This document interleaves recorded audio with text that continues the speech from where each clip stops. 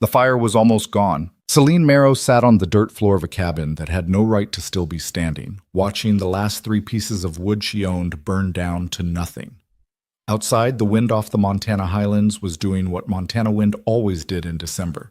It came for everything without apology, worming through every crack in the log walls, lifting the edges of the oilcloth she'd nailed over the broken window 2 months ago.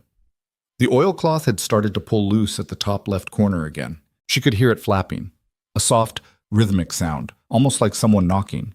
She kept waiting for it to tear completely free. She didn't get up to fix it. She didn't have the energy. Behind her, in the single room that served as bedroom and kitchen and living space for 5 human beings, her children were asleep in a pile beneath every blanket she owned. Cora, who was 7, had her thumb in her mouth again, a habit she'd broken 2 years ago, before Celine's husband Thomas died, before the drought turned their wheat field into a graveyard of yellow stalks, before everything. The twins, Eli and Sam, 8 years old and usually impossible to keep still, lay motionless and pressed together for warmth. And then there was Luca, her eldest at 12, who had insisted on sleeping nearest the wall because he'd decided at some point in the last 6 months that it was his job to be between his siblings and the cold. 12 years old, and he slept like a man standing watch. Celine looked at them for a long moment. Then she looked back at the fire. She had done the calculations so many times that they'd worn grooves in her mind. Half a sack of flour, a jar of salt pork that smelled wrong when she'd opened it last night, wrong enough that she'd sealed it back up and put it outside in the snow rather than risk it. 8 potatoes, 2 of them already soft. A small tin of coffee she'd been rationing since October. That was what stood between her family and nothing. It was Christmas Day. She hadn't told the children. Oh. She'd come to Montana 8 years ago from a small village in the Carpathian region of Eastern Europe, following Thomas Marrow, who had come first and written her letters full of land and possibility. She'd believed those letters. She had been young enough and in love enough to believe them without reservation, packing everything she owned into 2 trunks and crossing an ocean to find a man she'd loved since childhood standing at the dock in New York, grinning like he'd discovered gold. Thomas had been good at grinning. He'd been less good at farming. The land in the Dalton settlement, a small community of homesteaders 40 miles from the nearest town of any size, had been harder than the letters described. The soil was shallow and rocky in places, and what wasn't rocky was prone to flooding in spring and cracking to powder in drought. Thomas had struggled from the beginning, always one season behind, always optimistic about next year. Celine had learned to stretch flour and preserve everything. She'd learned English from a neighbor woman named Hattie Clausen, who'd been kind in the early years and had since died.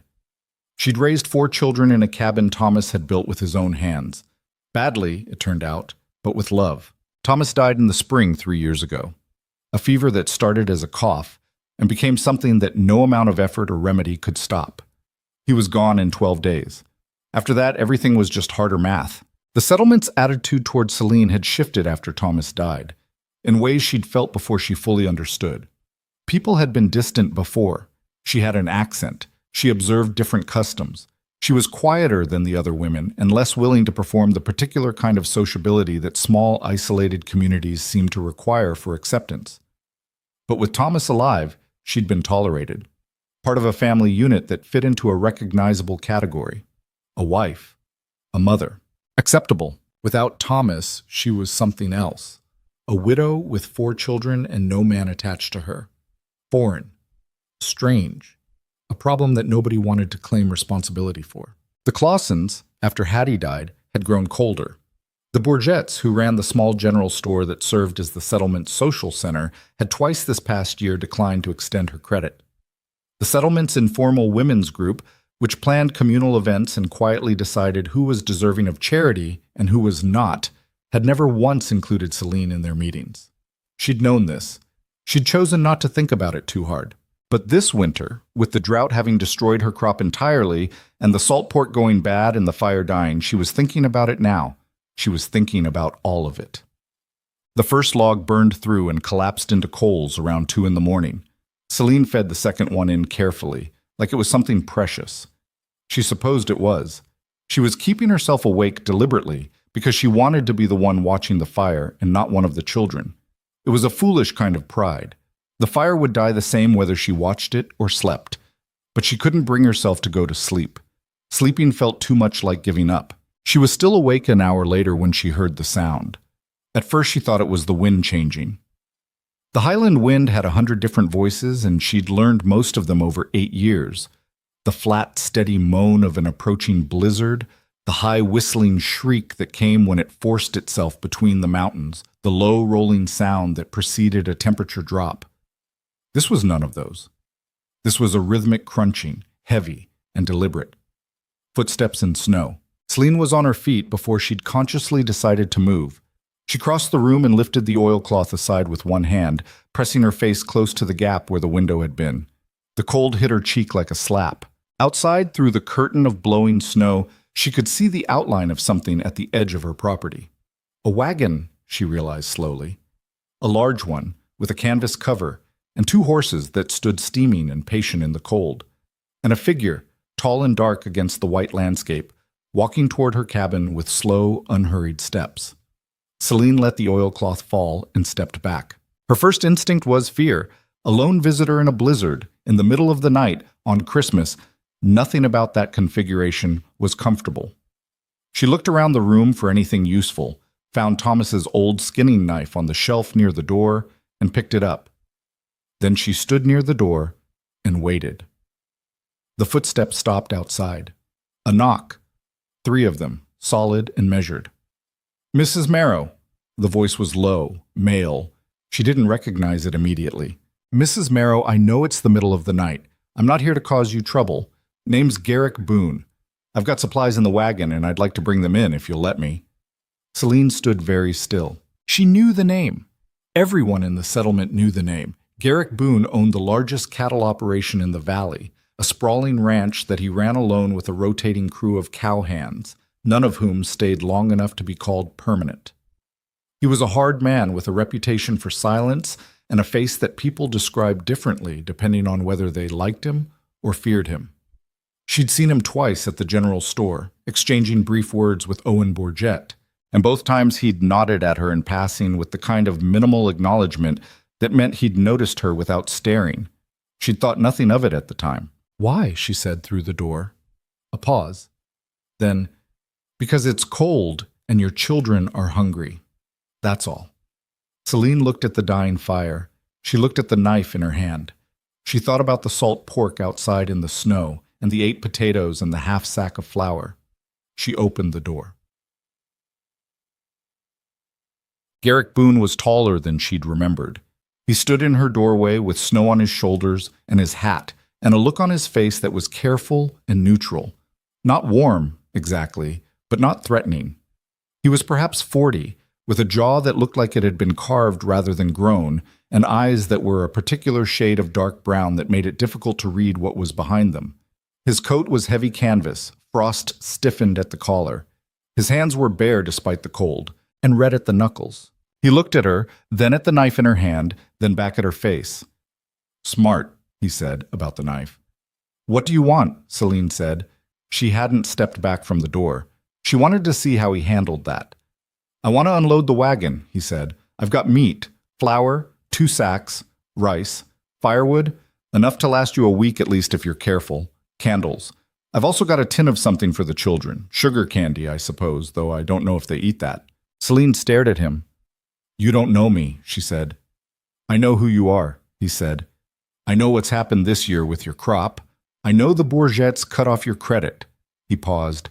"I know it's Christmas and it's 20 degrees and that cabin is letting in enough wind to fly a kite." "Why do you know all that?" He didn't answer right away. He looked past her briefly into the room where the children slept. Just a glance, not intrusive, more like he was confirming something he'd already known. "Because I pay attention," he said finally. "And because nobody else is out here tonight." The last sentence landed somewhere in Celine's chest in a way she didn't fully understand. It wasn't comfortable. It wasn't comfortable because it was true, and because it came from a stranger, and because she'd spent 3 years telling herself she didn't need anyone to notice. She stepped aside. "Don't wake the children," she said. He made 4 trips to the wagon and back in the dark. Celine stood near the fireplace and watched him work, which felt wrong. She didn't like standing still while someone else did labor in her home, but she couldn't quite make herself move. There was something disorienting about the whole situation that she hadn't processed yet. Every time he came back through the door, he brought something. The 2 sacks of flour went against the far wall. The meat, wrapped in cloth and still cold from the wagon, was a haunch of elk, she realized. More meat than she'd seen in one place since the previous winter. The firewood he stacked near the fireplace without being asked to, each piece placed with the kind of careful economy that told her he wasn't new to the work. He built the fire back up without asking if he could do that either. He just did it. He found the right-sized pieces and arranged them the way she'd seen old men arrange fires. Not in a pile, but in a structure, so the air could move through them. Within 10 minutes, the cabin was warmer than it had been in 2 weeks. He stood and looked at the fireplace for a moment, then looked at the wall to his right. "That log's rotting," he said. "I know," she said. "You've got a gap between it and the one above it. That's where most of your cold is coming from on the north side." "I know," she said again. He didn't say anything more about it. He picked up his hat from where he'd set it on the table and turned toward the door. "Wait," Celine said. He turned back. "Why?" she said. She'd asked it before, through the door, and he'd given her a partial answer. She wanted the rest of it. Garrick Boone looked at her for a moment with those unreadable dark eyes. Then he looked at the fire. "My mother was a widow," he said. "She had 2 boys and a cattle operation she didn't know how to run, and a town that was more interested in what she should do next than in helping her do it." He put his hat on. "She managed fine in the end, but I've always thought about the winter she almost didn't." He went to the door and opened it, and the cold came back in. "I'll be by in the morning," he said, "to look at that wall if you'll let me." And then he was gone, and the wagon wheels were crunching away through the snow, and Celine Marrow stood in her suddenly warm cabin with flour and meat and firewood stacked against the walls, holding a knife she no longer needed, and felt something crack open in her chest that she could not immediately name. She didn't sleep. She sat near the fire in the good warmth and tried to think about what had just happened in a useful way, but her mind kept sliding off the practical surface of it and landing somewhere more complicated. She was grateful. Of course she was grateful. But gratitude was tangled up with something else. A bristling, uncomfortable feeling that was almost like anger, except she couldn't locate a reasonable target for it. She wasn't angry at Garrick Boone for showing up. She wasn't angry at herself for opening the door. She was angry, she realized slowly, at the gap between what he'd done tonight and what the settlement had not done for 3 years running. She was angry that a stranger had to be the one to come. She was angry that it had come to this, to a night where the fire was dying and the food was gone, and a man she'd exchanged 40 words with in her life had driven through a blizzard to make sure her children didn't starve. She was angry that she'd had to hold a knife at her own door and ask why. She was angry at how close she'd come to not opening that door. Around 4 in the morning, Cora woke up and padded over to her with sleep-crusted eyes, looking at the fire and then at the stacked supplies with an expression of pure, confused wonder. "Mama," she said, "where did all that come from?" Celine pulled her daughter onto her lap and wrapped her arms around the small, warm weight of her. "A man brought it," she said. Cora considered this. "What man?" "A rancher. His name is Mr. Boone." "Is he nice?" Celine thought about that for a moment, about a man driving through a blizzard on Christmas night, about the careful way he'd stacked the firewood, about my mother was a widow. "I don't know yet," she said honestly, "but he did a nice thing." Cora seemed satisfied with this. She leaned her head against Celine's chest and was asleep again in 2 minutes. The twins discovered the supplies at first light and announced them with the particular volume of 8-year-olds who have decided something is extraordinary. Celine was already up making flour porridge, real porridge, thick, with nothing held back. And she let them exclaim and examine the tin of sugar candy and asked 17 questions in a row, only a few of which she answered. Luca was quieter. He stood at the edge of the room with his arms crossed, watching her cook, and she could see him doing the same calculations she'd done the night before, reaching the same conclusions. He was 12, and he understood math, and he understood what their supplies had been before last night. "Who brought it?" he asked. "A man named Garrick Boone," she said. "He's a rancher in the valley." "Do we know him?" "Not well." Luca's jaw tightened slightly in a way that was very much like his father's jaw had tightened when Thomas was working something out. What does he want? He said he didn't want anything. People always want something. Celine looked at her son across the small room. He was too old for his age in some ways and still very young in others, and she was never entirely sure which she was dealing with on any given day. Right now, he looked very old. Sometimes they do, she said, and sometimes they're just good people who do things without wanting something back. I'm not sure which one he is yet, but we needed help, and he brought it, and we'll figure out the rest. Luca looked at the supplies against the wall, then at the fire, then back at her. Okay, he said finally, not convinced exactly, but willing to wait and see. Garrick Boone came back at mid-morning as he'd said he would. Celine heard the wagon coming while she was still inside and told herself she wasn't nervous, which was only partially true. She wiped her hands on her apron and opened the door before he knocked. He had tools with him this time, a proper carpenter's bag, and a coil of rope over his shoulder, and he looked at the exterior of the cabin in daylight with an expression that she couldn't quite read but suspected was something between concern and professional displeasure. The south wall's not bad, he said. The north is what I was worried about. You've got 2 rotting logs that need to come out and be replaced before they compromise the integrity of the whole wall. If you'll let me, I can do that today. Take maybe 4 hours. Celine looked at him. You just carried supplies in from your ranch in the middle of a blizzard. Now you want to repair my wall. The blizzard part was actually not ideal, he said, with the absolute flattest delivery she'd ever heard from a human being. I thought it would break overnight. It didn't. She stared at him for a moment, and then, completely against her will, she almost laughed. It wasn't funny, exactly. It was just so direct.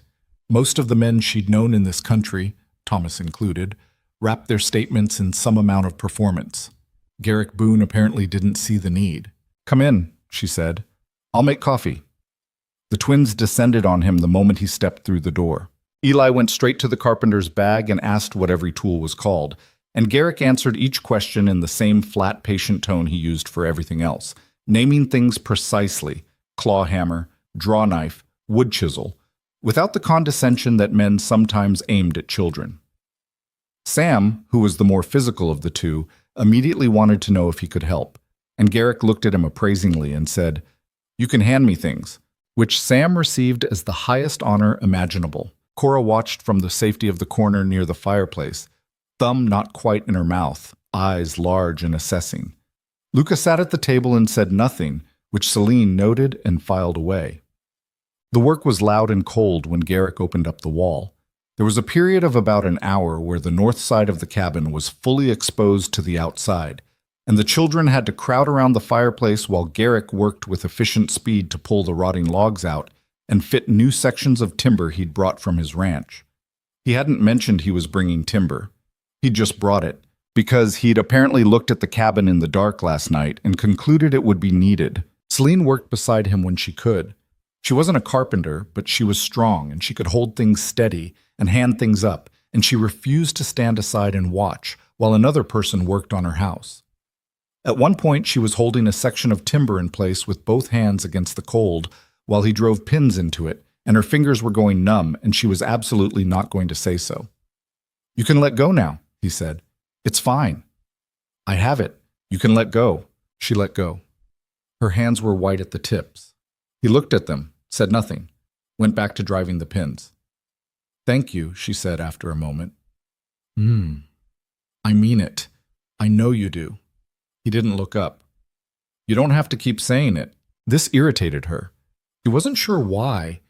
He was right, in the most literal sense that she'd expressed gratitude and he'd heard it, but there was something in the flat dismissal of it that made her want to say something sharp. She pressed her lips together and said nothing, which was the right call. An hour later, the wall was solid and the cold had stopped coming through, and the cabin was warmer than it had been since autumn. She fed him lunch. It wasn't generosity so much as basic human decency. He'd been working in the cold for 4 hours, and it was the middle of the day, and she had food now, actual food, elk meat simmering on the stove in a way that smelled so good it had been making the children hover in the kitchen doorway for the past hour. She set a place at the table and put a bowl down, and he sat without ceremony. The children ate with him at the table. This was not what she'd intended. She'd meant for it to be quick and practical, a meal provided to repay labor. But the twins pulled their stools up beside him with zero hesitation, and Cora eventually crept close enough to sit at the far end, and Luca, after a long pause, sat down across from him.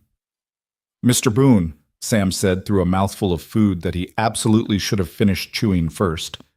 "Do you have children?" "No," Garrick said. "Do you have a wife?" "Sam?" Celine said. "It's fine," Garrick said. He looked at Sam. "No, my wife died 4 years ago." Sam digested this with the directness of 8-year-olds, which is to say, he nodded and moved immediately to the next question. "Do you have animals?" "What kind?" "We used to have a cow, but she died too. And we had chickens, but the winter got them." "I have cattle," Garrick said. "About 200 head, 3 dogs. A horse named Jeremiah who is very opinionated about things." "What kind of things?" "Whether it's too cold to go out, whether the oats are the right kind of oats, whether he likes the person riding him." Eli perked up at this. "What happens if he doesn't like the person riding him?" "He makes sure they know about it." The twins thought this was magnificent. Even Cora smiled from her end of the table, hiding it badly behind her spoon. Luca was looking at Garrick with an expression that Celine couldn't quite categorize. Not hostile, not warm either. Careful, maybe. Evaluating. "You knew our father," Luca said. The table quieted slightly. Garrick looked at him. "I knew who he was," he said. "We talked a few times at the store. Seemed like a man who worked hard at things that didn't always cooperate." Luca looked at the table, then back up. "He was. Most farmers are," Garrick said. "The land here doesn't give you much for free. That's not a comment on the man. That's just Montana." Something in Luca's expression shifted. Not completely, but enough. He went back to eating without the same rigid quality in his shoulders. Celine watched this from her side of the table and said nothing. Garrick Boone did not leave when the meal was over. He asked, without much preamble, if there was other work that needed doing around the property, and Celine told him there was, a fence section down on the east side where a dead tree had fallen in October, a problem with the door to the root cellar that made it nearly impossible to open from the outside, a gap in the roof over the lean-to where the animals had been kept before the animals were gone. He did all of it. By late afternoon, the snow had eased into something lighter, and he was up on the lean-to roof in the cold gray light, and the twins were on the ground below handing up shingles with tremendous seriousness, and Cora had brought her doll outside and was telling it about what was happening as though the doll needed explaining. Luca was beside Celine in the doorway, watching. "He's good at things," Luca said finally. "Not admiring exactly, just acknowledging." "Yes," Celine said. "Papa wasn't." He said it carefully, like he was testing whether the words were allowed. He was good at wanting things to work, but he wasn't very good at the actual doing. Celine looked at her son. "Your father loved this family," she said. "Sometimes love is the thing that matters most, and sometimes you need the roof fixed. Both are true." Luca thought about this. "Mr. Boone fixes roofs." "Yes." "Does that mean he could love someone too?" Celine blinked. She had not expected that sentence. "That's a very interesting question for you to be asking right now," she said carefully. Luca shrugged with the elaborate casualness of a 12-year-old pretending not to care about something they care about very much. "I'm just saying," he said. "The roof's been leaking since September and you've been trying to fix it with rags." "I know that. I'm just saying it's nice that someone fixed it." He went back inside. Celine stood in the doorway for another minute, watching Garrick Boone work on her roof, while her daughters narrated events to a cloth doll and her sons handed up shingles with religious solemnity, and she felt something shift inside her, slow and reluctant and real. Not romantic. Not yet. Nothing so clear or named as that. Just the end of something. The end of the particular kind of alone she'd been carrying for 3 years, the kind that had grown so familiar she'd stopped noticing its weight until something, or someone, had shifted the load slightly, just enough for her to feel the difference. Outside, the storm had finally stopped. The whole Highland Valley lay white and still and deep in snow, and above it the sky was clearing from the west in long bands of pale gray turning to blue, the kind of blue that only came after blizzards and looked like the world was starting over whether anyone was ready or not. She was not ready. She wasn't sure that mattered. He He stayed until the last of the daylight was gone, which was later than she'd expected and later than was quite practical, given the ride back to his ranch. She said as much when he was packing the tool bag. "I'll be fine," he said. "The temperature's going to drop again tonight. You said yourself, I said it was 20 degrees last night. Tonight it'll be warmer. The storm broke." He buckled the bag. "I've ridden in worse." "That's not—" She stopped. She was about to say that's not reassuring, and she caught herself because what it revealed was that she was worried about him, and she wasn't sure she wanted to reveal that yet. He looked at her with something that might have been amusement if his face did more of that. "I'll be fine, Mrs. Marrow," he said again. Quieter this time. She nodded. He picked up the bag and went to the door, and she followed him out onto the step, because it was just manners, and not because she wasn't ready for him to go, and the night air was cold and clean-smelling after the storm. He was at the wagon before he stopped and turned back. "Mrs. Marrow," he said, "I know this is strange, what I did, coming here. I know you don't know me, and you had every right to leave the door shut." "I thought about it," she admitted. "I know." He looked at her steadily. "I just want you to know that I don't have plans. There's nothing I'm expecting in return. I came because you needed it, and I could do it, that's all." Celine stood on her step in the cold and looked at this man who had driven through a blizzard on Christmas night and built her fire up and repaired her wall and fixed her fence and her cellar door and her roof, and had eaten lunch at her table and answered her children's questions about his opinionated horse, and was now standing in the dark telling her he expected nothing in return. "I know," she said, because she did. She wasn't sure how she knew, but she did. He nodded once, climbed up to the wagon seat. The horses shifted, ready to move. "Happy Christmas, Mrs. Marrow," he said. And then the wheels were moving, and the horses were carrying him down the track and away. And the sound faded slowly into the vast white silence of the Montana highlands. And Celine Marrow stood on her step until she couldn't hear it anymore. Then she went inside to her children and the warm fire and the elk meat simmering low on the stove, and she did not cry. She hadn't cried in 3 years, and she wasn't going to start over something like this.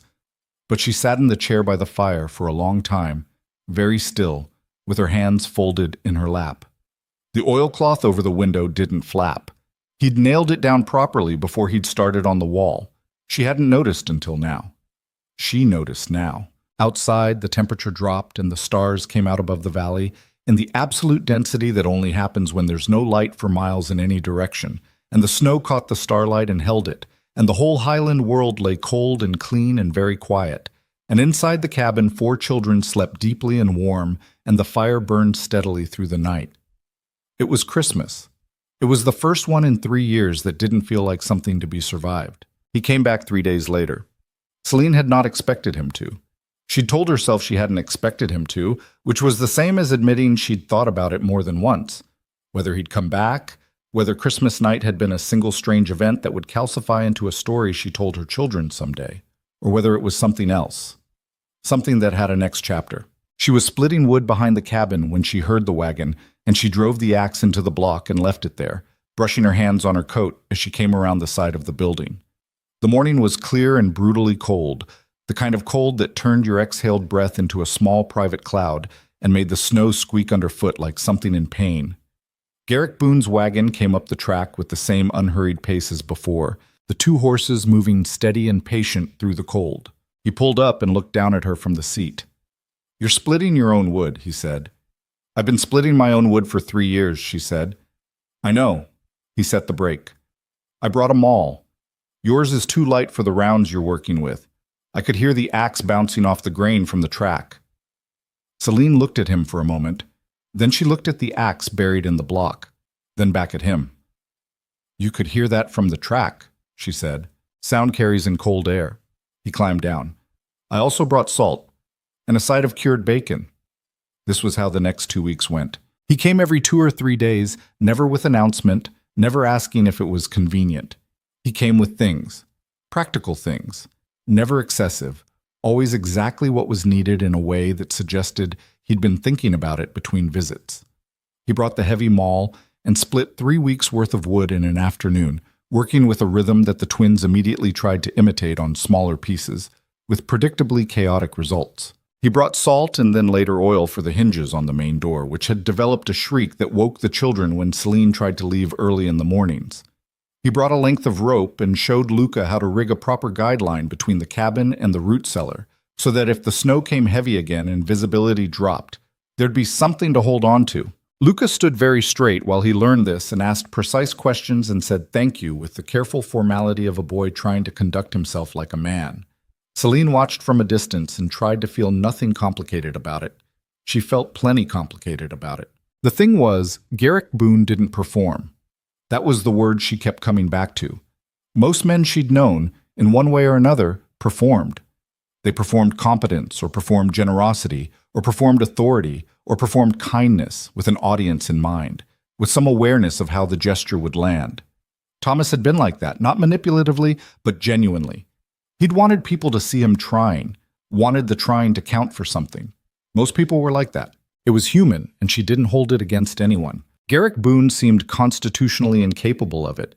He did things because they needed doing, and he said almost nothing about the doing of them. He didn't wait to be thanked. He didn't arrange himself to be seen being helpful. He showed up, worked, ate if she offered food, and left. He talked to her children when they talked to him, which they did with increasing frequency, and he answered their questions with the same flat directness he applied to everything, which they found completely riveting in the way children find riveting anything that doesn't condescend to them. One afternoon, she came out of the cabin to find him seated on the woodpile with Sam on one side and Eli on the other, the three of them examining something in his hand. She came closer and saw it was a compass, old, brass, the needle trembling slightly. "So it always knows which way is north?" Sam said. "Always," Garrick said. "Doesn't matter where you are, doesn't matter if you can see the mountains or not. It just knows." "How does it know?" "Magnetism. The Earth has a magnetic field running through it, north to south. The needle lines up with it automatically." Eli took this in with great seriousness. "What if someone broke it?" "Then you'd have to use other methods. Stars, moss on trees, the way the snow drifts relative to the wind." "What if it was cloudy?" "Then you pay attention to the landscape during the day and you remember what you see." "What if you forgot?" Garrick looked at Eli with something close to patience and said, "Then you don't forget the next time." And Eli seemed to find this entirely satisfactory. Celine watched him hand the compass to Sam, who held it like it was made of glass, and she thought, this man had a wife for some amount of time, and that wife is dead, and he has no children, and he lives alone on a ranch 40 miles from anyone. She thought about what that kind of silence did to a person, accumulated over years, whether it made you quieter or whether it made you hunger, quietly, for exactly this. 2 8-year-olds asking endless questions about compasses on a cold January afternoon. She didn't ask him about his wife. It wasn't her place yet. She wasn't sure what her place was yet. The day that things changed, not dramatically, but in a way she felt as a shift in the weather of things, was a Tuesday in the second week of January. She'd been into the settlement. She'd had to go for the post, which came once a week, and had to be collected at the Bourget store, and for a small piece of business at the land office that had been pending since November and couldn't be put off any longer. She'd left the children with strict instructions and walked the 1.5 miles into town in the cold, and the trip had gone the way trips into town had been going since Thomas died. Not dramatically badly, but with the accumulation of small indignities that added up, over time, to something that felt deliberately applied. Martha Bourget had been polite in the brittle way that contains hostility inside of courtesy, handing over the post with a smile that didn't reach anywhere above her mouth. 3 women from the settlement's women's group had been in the store and had looked at Celine with the peculiar combination of pity and distance that she'd come to recognize as their default setting for her. Not outright cruel, never that exposed, but communicating clearly that she was a category of person rather than a person. The land office clerk had made her wait 40 minutes while he handled 2 other men who'd come in after her, and when he finally turned to her, he'd spoken very slowly in the way that some people spoke to her when they heard her accent, as though the accent indicated difficulty with comprehension rather than simply a different origin point. None of this was new. All of it still found the same sore places. She'd walked home in the cold with the post in her coat pocket and the land office matter settled, and a heaviness in her chest that she didn't have the luxury of sitting with for very long, because the children needed lunch and there was always something that needed doing. Garrick's wagon was at her cabin when she came up the track. He was inside, she realized. She could hear the twins through the walls, and she pushed open the door to find him at the table with all 4 children, Luca included, with a map spread out before them that she recognized as a survey map of the valley. He was showing them something, pointing, and they were arranged around him with the focused attention they usually reserved for things that were genuinely interesting. He looked up when she came in. She must have looked something because his expression shifted in a small way. Just slightly more attentive. "Town?" he said. "Town," she said, and took her coat off and hung it up and went to start the stove for lunch. He said nothing for a moment. Then, quietly enough that the children were still focused on the map. "The Bourgettes, among others. Martha Bourgette," he said, "has the warmth of a well pump in February." Celine almost laughed again. It was the same feeling as the first time, arriving completely without her permission, too accurate and too dry to resist. She kept her back to him and pressed her lips together and focused on the stove. "It's fine," she said. "It's always been like that." "That doesn't make it fine," he said. She turned around at that. He was looking at her steadily from across the room, the children oblivious between them, Sam already asking a question about the map that he'd left temporarily unanswered. "No," she said. "It doesn't." He held her gaze for a moment, then looked back at the map and answered Sam's question. Later, when the children were occupied and she was washing the lunch dishes, he came and stood near the counter with his coffee cup, not quite beside her, but near enough to talk quietly. "You've been out here 3 years without much help from anyone," he said. "Yes." "And you've managed." "We've managed." She kept washing. "Barely. Some winters. But yes, I'm not—" He stopped. Started again. "I know you didn't ask for any of this, what I've been doing. I know you didn't come looking for it." She set down the bowl she was washing and looked at him. "Are you apologizing?" "I'm making sure I haven't overstepped." Celine considered this for a moment. There was something almost painful about the directness of it. The fact that he was asking, clearly and without pretense, whether he'd gone too far. Most people didn't ask. Most people either stayed away entirely or inserted themselves without checking whether the insertion was wanted. "You haven't overstepped," she said. "You've helped. Considerably." He nodded once. "I just don't want you to think you need to keep coming," she said. And then, because honesty mattered more than dignity at this point. "But I'd be lying if I said it hadn't made things easier." "Good," he said. "Then I'll keep coming." There was something in the plainness of that, "then I'll keep coming," that settled into her chest in a way she couldn't quite account for. No performance, no declaration, just a simple statement of intention, offered without drama. She picked the bowl back up and finished washing it. "Your horse," she said. "Jeremiah. What breed is he?" "Quarter horse, brown mostly, with a white foot on the left rear that he seems embarrassed about." "Embarrassed?" "He steps in a particular way when he's on soft ground, like he's hoping nobody notices the foot." She did laugh at that. An actual one, short and involuntary. He didn't react much, just looked like a man who'd said a true thing and had it received correctly. It was the first time she'd laughed in a while. She noticed that too. The trouble started, formally, publicly, on the second Saturday of January, which was when the settlement held its monthly community gathering at the Bourget store. Celine had never attended these gatherings, or rather she'd stopped attending after the second year, when it had become clear that her presence was tolerated rather than welcomed, and the social architecture of the room was built around networks she was not part of and would not be made part of. She stayed home on those Saturdays and let the settlement gather without her. But Luca's situation was different. Luca had been attending the settlement school, which convened 3 days a week in the back of the same Bourget store, because education was not something Celine was willing to sacrifice to social discomfort. She'd sent him since he was 8, and would send him until there was no more to learn from the settlement's teacher, a thin, nervous man named Aldous Peck, who was probably more qualified than his setting suggested. Luca was a good student, and she'd told herself that was what mattered. She'd been telling herself that less convincingly for the past several months, since it had become apparent that Luca's life at school was more difficult than he reported. The particular difficulty had a name: Fletcher Bourget. Owen Bourget's son, 13, big for his age and the soft way of boys who've been well fed all their lives, and have decided that the world will continue to accommodate them. Fletcher had been giving Luca trouble since September, in the incremental, deniable way that boys that age were capable of. Comments that could be reframed as jokes, social exclusions that could be attributed to coincidence, the particular cruelty of being laughed at just within earshot. Luca had told her almost none of this. She'd pieced it together from what the twins had overheard, and from the particular quality of Luca's silence when he came home from school. She hadn't known what to do about it. That was the honest answer. The people with authority in this settlement were the same people whose approval she did not have, and making a formal complaint about Owen Bourget's son to the structure that Owen Bourget largely controlled seemed like a way to make Luca's situation worse rather than better. So she'd been waiting, which was its own kind of failing, and she knew it. What happened that Saturday happened in front of the Bourget store, in the 20 minutes after the gathering broke up, when people stood outside in the cold and talked. Celine wasn't there.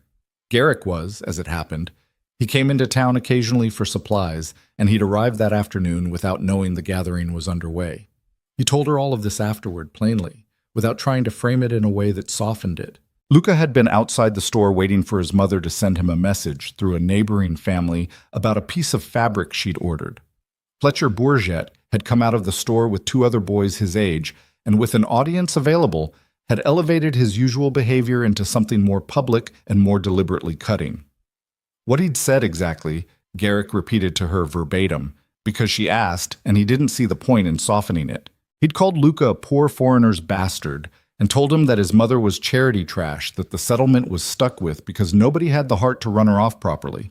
12 words, the kind that don't leave once they've been said. Luca hadn't moved. He'd stood very still in the way he slept, like a person standing watch, like a person who had decided that stillness was safer than anything else, and said nothing, while Fletcher Bourget waited to see if he'd cry. Garrick had been 20 feet away at the hitching post. He'd walked over. He told her what he'd done without much dramatization.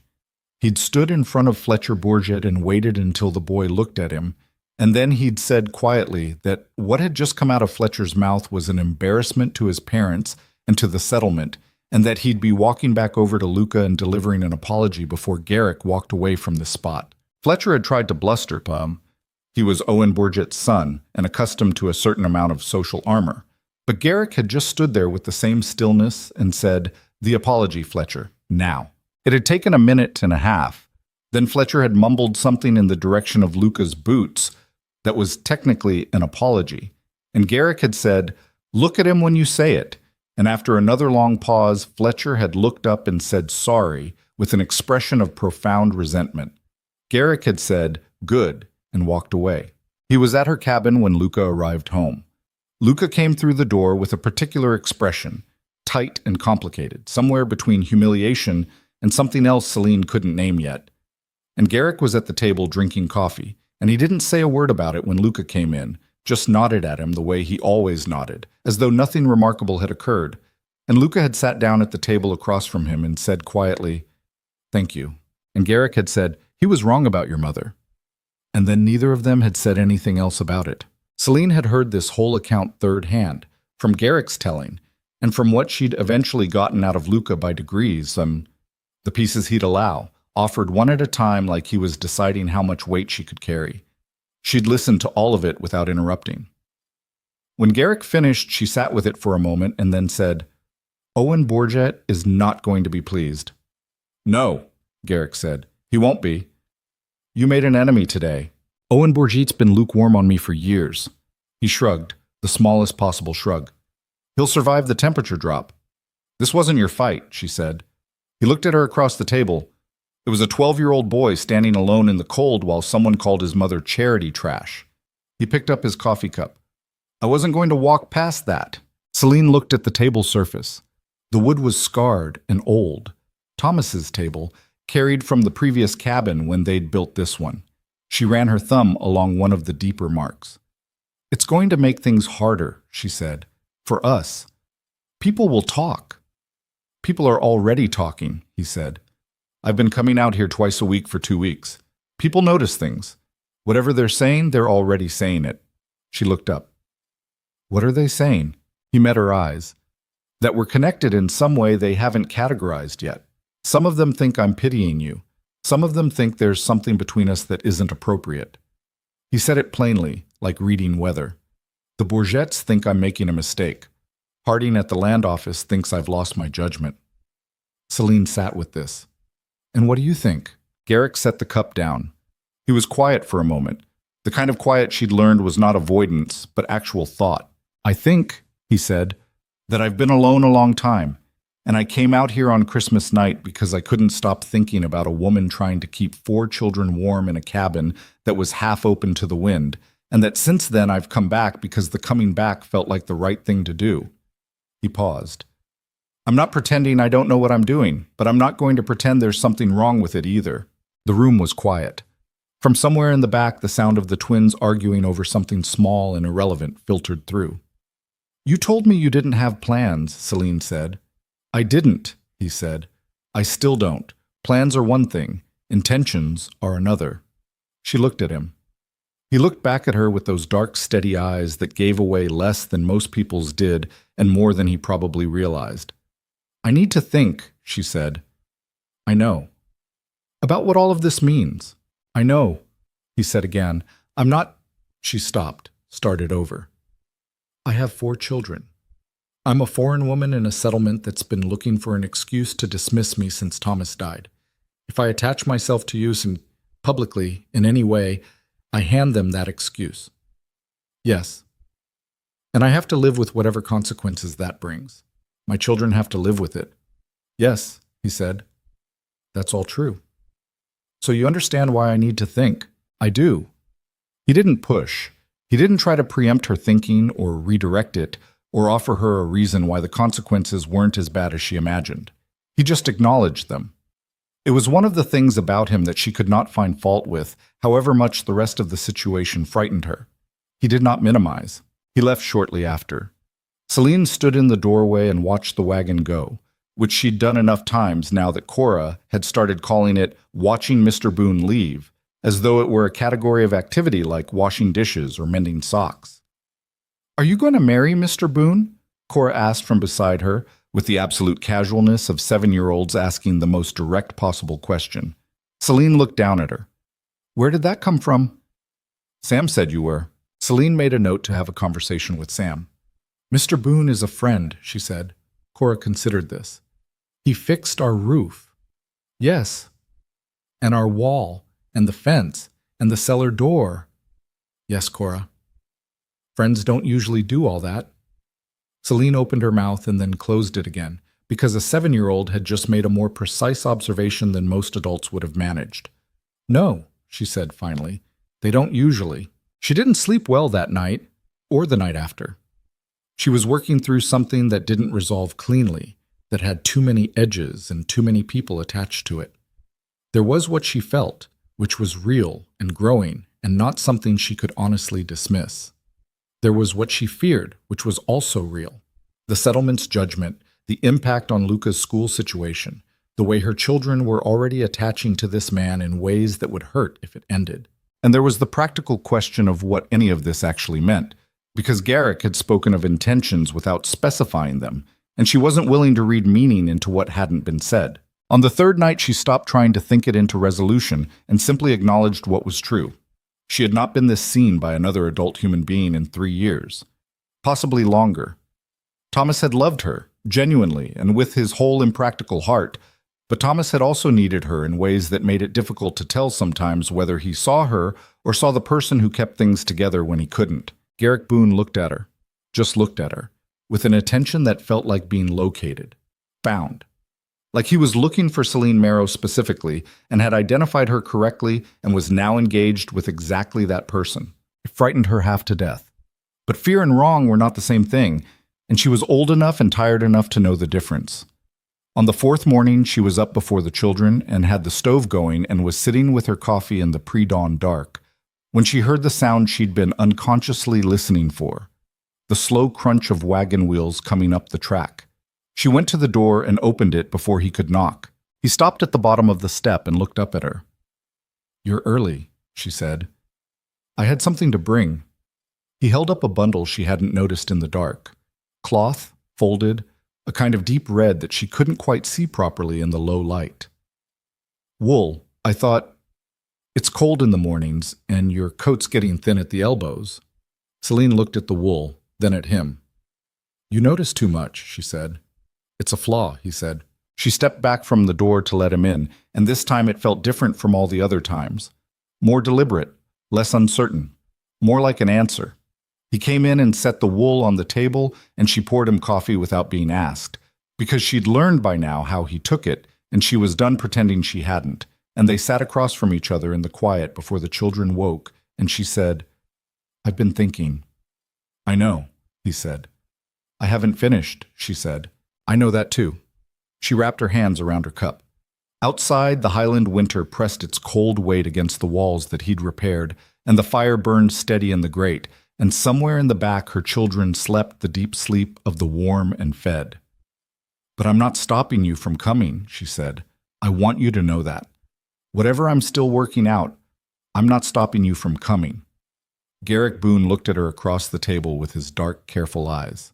All right, he said, just that. Just, all right. Like it was enough. Like her choosing not to stop him was the same as choosing something, which maybe it was.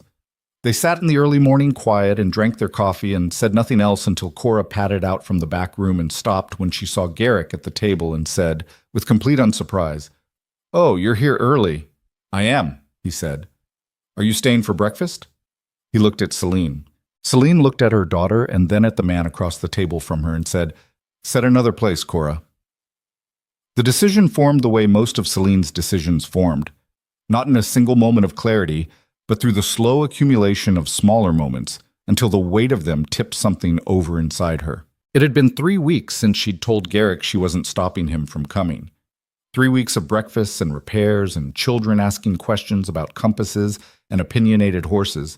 3 weeks of the settlement's awareness of Garrick Boone's wagon tracks leading to and from her property becoming something that people discussed in ways that found their way back to her through the particular channels that small communities use to communicate disapproval. A comment from Martha Bourget delivered with a smile, a silence from 2 women outside the post office that lasted a beat too long. Aldous Peck at the school asking Luca, in front of the class, whether his mother had found herself a new arrangement. Luca had come home and told her that last one with his jaw set tight and his eyes very careful, watching her face for how to feel about it. She'd felt her hands go still on the bread she was kneading. What did you say? She asked. I said I didn't know what he meant, Luca said, and then I went back to my work. Good, she said. That was exactly right. But she'd kneaded that bread with more force than it strictly required, and when Garrick came 2 days later, she told him what Peck had said and watched his expression go flat in a specific way she'd learned meant something was being suppressed. Aldous Peck, he said, is a man who has never been in a position to be talked about and doesn't know how it feels. That's not the point, she said. The point is that it's getting worse, not better. I know, and hiding doesn't help. Every time I come and go from that settlement with my eyes down and my business done quickly, every time I let them make me invisible, it gets a little worse, because silence reads like agreement. Garrick looked at her steadily. What are you thinking? He asked, and that was when Celine told him what she'd decided. She was going to the settlement on Saturday, the community gathering. She'd been avoiding it for 2 years, and she was done avoiding it. She was going, and she wanted him to come with her. He didn't hesitate. All right. They'll make it a spectacle. Probably. It might make your situation in the valley worse. Owen Bourget already... Celine. It was the first time he'd used her first name, and it stopped her. He said it the way he said most things, plainly, without fanfare, but with a weight to it that made it mean more than it might have from someone else. I know what I'm agreeing to. I'm agreeing to it. She nodded, looked at the table, looked back up. Wear the better coat, she said. Something moved across his face that was almost a smile. I'll keep it in mind. Saturday arrived with the particular cruelty of a Montana January that has decided to demonstrate what it's capable of. Not a blizzard, but a deep, settled cold that made the air feel solid and gave every sound a sharp, carrying quality. Celine dressed carefully. She had one good dress, a dark green wool she'd made herself 3 years ago from fabric she'd ordered through the mail, fitted properly because she'd spent the time to make it fit and not apologized for the effort. She wore her heaviest coat over it and her good boots, and she put her hair up in the style she'd stopped wearing after Thomas died, because it had felt like vanity she didn't have room for. She looked in the small mirror above the wash basin and saw someone who looked like a woman who intended to be seen. The twins asked why she was dressed up. "Because I feel like it," she said. Cora examined her with large eyes and said, "You look like you're going to say something important." "Maybe I am," Celine said. She left the 4 children with old Vera Hallstrom, the one neighbor within reasonable distance who'd maintained something close to genuine warmth. A Norwegian widow of 70 whose opinion of settlement gossip was efficiently expressed with a single word Celine had never tried to translate. Vera had watched the children before and handled them with the cheerful iron authority of someone who'd raised 6 of her own and feared nothing. Garrick met her at the track junction, which they'd agreed on. He was there when she came around the bend sitting on the wagon seat with his better coat. She noticed it immediately, dark wool, well kept. And he looked at her for a moment when she came into view, and something in his face settled, like he'd been waiting for confirmation of something. He climbed down and offered her his hand up to the seat. She took it. His hand was cold and rough and solid. "Ready?" he said. "No," she said. "Let's go." The Bourget store was full when they arrived, which was expected. It was always full on Community Saturdays, the once-a-month event that served as social architecture for the whole settlement. Wagons were hitched along the front, and people stood outside in the cold talking before heading in, and Celine watched from the wagon seat as Garrick pulled up and set the brake, and she saw the moment, a particular rippling moment, when people noticed who was sitting beside him. It moved through the crowd the way a stone moves through water, first the nearest people, then further out. And then the talking adjusted, quieted, reorganized around this new information. She watched it happen and felt her spine straighten involuntarily, the way it always did when she was frightened and refused to show it. Garrick climbed down and came around to her side and offered his hand again, and she took it and stepped down, and they walked toward the store entrance side by side. Nobody said anything immediately. That was the more sophisticated version of what she'd expected. Not a direct confrontation, but the loaded silence that communities use instead, layered with looks that communicated entire paragraphs without a word spoken. She met eyes when eyes were offered, and did not look away first. Garrick walked beside her with his hands in his coat pockets and his expression entirely neutral, and he nodded at the 2 men near the door, who nodded back with the reflexive awkwardness of people caught between social currents. Inside the store was warm and smelled of tobacco and wood smoke and the particular human density of too many people in a contained space. Conversation continued around them, but it had a self-conscious quality now, a raised volume that was trying a little too hard to seem normal. Owen Bourget was behind the counter. He was a big man, Owen, not fat but wide, with the kind of physical presence that small-town commercial power tends to cultivate over time. He had a red face and small eyes, and he'd never been directly unkind to Celine in a way she could name, which made his particular flavor of condescension harder to address than outright hostility would have been. He looked at her, and then at Garrick, and then back at her, and his expression went through something complicated before settling on a practiced blankness. "Garrick," he said. "Owen," Garrick said. "Mrs. Marrow." The slight emphasis on the title was barely perceptible. "Didn't expect to see you at one of these." "I imagine not," Celine said. A woman named Clara Harding, wife of the land office clerk, materialized at Celine's left with the social radar of someone who monitors these things professionally. She was not unkind, Clara, but she was a carrier of the settlement's opinion, a transmitter and receiver of its social frequencies. "Mrs. Marrow," she said, with the slightly elevated warmth of someone who'd decided to be gracious about an uncomfortable situation. "How are you managing this winter? We were all so concerned about you after the drought." Also concerned, Celine thought. Also concerned who brought nothing and said nothing for 4 months. "We're managing well," she said. "Better than well, actually." She didn't add thanks to the man standing beside me, though she could feel the implication hanging in the air between them. Clara's eyes moved to Garrick and back. "Yes, I heard. Well, it's very kind of Garrick to have helped out. Very neighborly." "It is," Celine agreed. Garrick said nothing. He'd positioned himself slightly to her left and behind, close enough to be clearly together but not crowding her, leaving the conversation to her while remaining visibly present. She understood that this was deliberate and appreciated the calibration of it.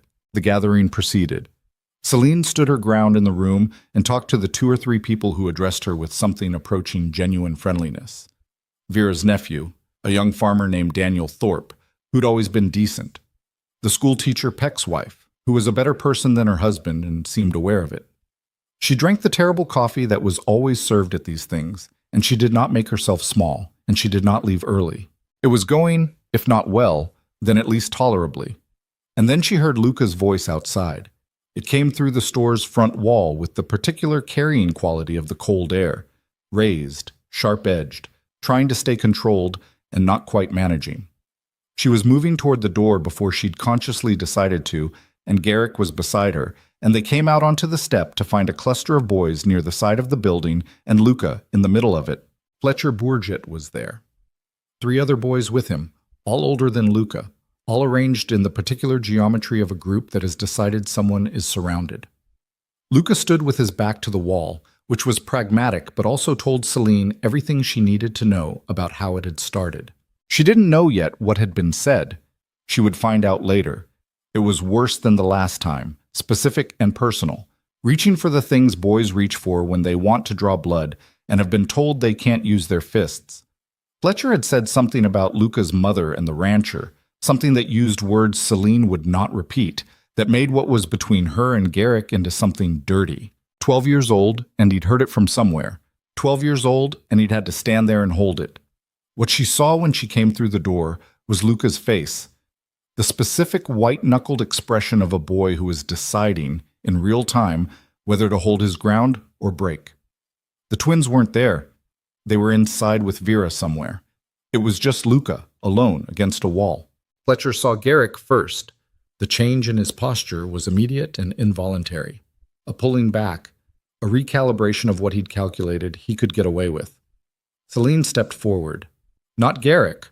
Her. She walked to the edge of the group and stopped, and the boys parted with the instinctive response of young people who have been raised to recognize adult authority when it presents itself. She looked at Fletcher Bourget with the particular clarity that comes from 3 years of accumulated injustice arriving at a single point. "What are you doing?" she said. Quiet. Very quiet. Fletcher lifted his chin. He was 13 and he had his father's wide-shouldered build and his mother's brittle confidence, and right now he was looking at her with something that was trying to be contempt and not quite getting there. "We were just talking," he said. "No," she said. "You weren't." She moved past him to Luca, put one hand briefly on her son's shoulder.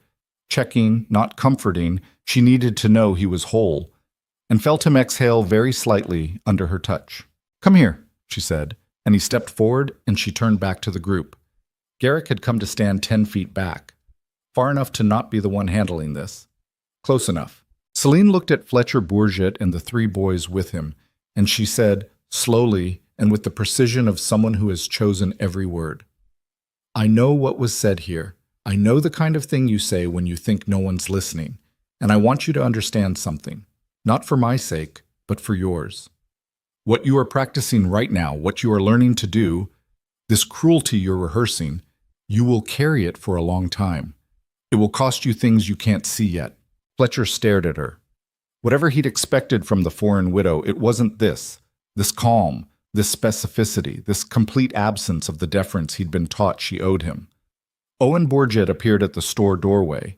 He'd heard something, or someone had told him. He came down the step with the expression of a man who has arrived to manage a situation and is not yet sure whose side he's on.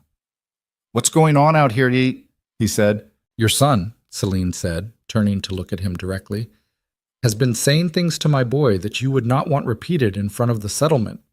Owen's face did something. "Now boys will be boys." "No," Celine said. "That's not what this is." The words came out of her with a flatness that surprised even her. Flat and solid, like the heavy maul Garrick had brought for the wood. She said, "Your son called my 12-year-old boy names I won't repeat to describe what he thinks of me and my family. He did it last month and he did it today. And you standing here and telling me boys will be boys tells me everything about where he learned to do it. The silence outside the Bourget store had the quality of the cold air itself, complete, carrying. People had come to the doorway and the windows. This was being witnessed. Owen Bourget's red face went a shade redder. Mrs. Marrow, I don't think— Fletcher, Garrick said. One word, not loud, but it had the quality of his particular kind of stillness, absolute and fully meant. Fletcher looked at him. Apologize to Luca, Garrick said. A real one. Then go inside. My father— Your father isn't who you answer to right now, Garrick said. You said something that you know was wrong. That's what matters. Apologize. Owen Bourget took a sharp breath. Now, Garrick, you've got no business— He's right. The voice came from behind Owen, from the doorway. Daniel Thorpe, the young farmer, standing with his hands in his pockets. He's right, Owen. Let the boy apologize. Owen turned to look at him with an expression of pure betrayal. Fletcher's confidence had been built on a foundation that had just developed several visible cracks. He looked at his father, who was looking at Daniel Thorpe, who was looking back with the mild stubbornness of someone who'd decided something. Sorry, Fletcher said. He was looking at Luca's collar, not his face. His eyes, Garrick said. Same tone, same flatness. A pause that felt longer than it was. Fletcher looked up, looked at Luca's face. Sorry, he said again, and this time there was something in it. Not genuine remorse, not yet. He was too young and too proud for that, but something real underneath the resentment, something that knew. Celine put her hand on Luca's shoulder again, and they walked back toward the store together. The crowd at the doorway divided to let them through, and she felt their eyes, but she did not look at them. Not yet. She was looking at Luca's face, the profile of him, the jaw that was Thomas's, and the eyes that were hers, and she was watching the thing he was working through. The humiliation, and something else, something harder and cleaner. Pride, maybe. The specific kind that comes from being stood up for. Inside at the counter, Clara Harding was looking at her with an expression she hadn't expected. Not the practiced graciousness of before, but something more genuine. Uncomfortable, maybe. Like a woman who'd witnessed something that had rearranged a few things. Martha Bourget was behind the counter beside her husband's usual spot, and her face was the face of a woman who had arrived at a specific rage. She said nothing. For once, she said nothing. Celine got her coffee, cold now, she didn't care, and stood with Luca beside her and waited for Garrick to come back in. He came through the door 2 minutes later and crossed the room to where they stood and looked at Luca. You good? He said. Luca considered this with the seriousness he applied to most things. Yes, he said. Then, after a pause, Fletcher's going to hate me more now. Probably, Garrick said. For a while. Then he'll move on to something else. How do you know? Because boys like Fletcher need an audience to keep going. Today he didn't get one. That changes the math. Luca thought about this. What if it doesn't change? Then we deal with what comes, Garrick said. You're not handling it alone. You haven't been, for a while now. Luca was quiet for a moment, looking at the floor. Then he looked up at Garrick and said, My father used to say that. And then, before anyone could respond to that, I'm going to get some water. And he walked away toward the back of the store. Celine watched him go. Garrick stood beside her without speaking for a moment. The room had returned to something approaching its normal volume, though with an undercurrent that would be discussed later in various kitchens. Owen's not going to forget today, she said. No, Garrick said. You've made an enemy there, a real one. Owen Bourget was never my friend. He picked up a piece of the terrible coffee from the counter, looked at it, set it back down. He's a man who confuses social position with being right. That's a specific kind of person, and they don't change much. He has influence here. He does. Garrick looked at her. Does that change what needed to happen today? Celine thought about Fletcher's face when Luca looked him in the eye. Thought about Luca's shoulders on the walk back inside, the particular set of them. No, she said. It doesn't. Good. They stood in the warm, crowded room and finished what passed for the gathering, and when it was done and people filed out into the cold, Celine noted who walked past without speaking and who offered a small acknowledgement. Nod, brief word, Nothing significant, but present. Daniel Thorpe shook her hand on his way out and said, "Ma'am," with no ceremony and no apology, as though speaking to her were simply the obvious thing to do. It was such a small thing. She felt it anyway. The ride back to her cabin was quiet. Luca had come with them at her insistence, sitting in the wagon bed with his back against the sideboards, watching the landscape go by.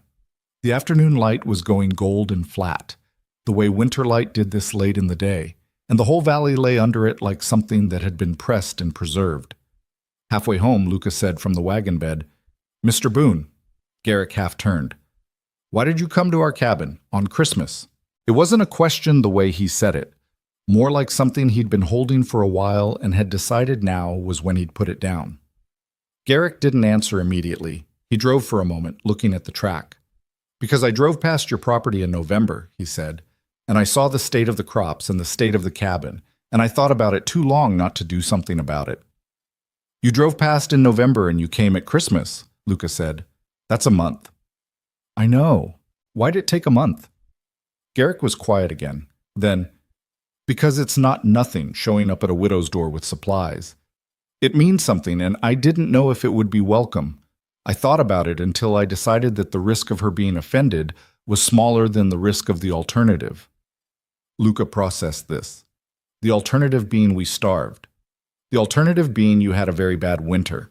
Luca looked at the back of Garrick's head for a moment. Then he looked out at the valley. "She doesn't show when she's scared," Luca said. "My mother, she hides it. But I can tell." "I know," Garrick said.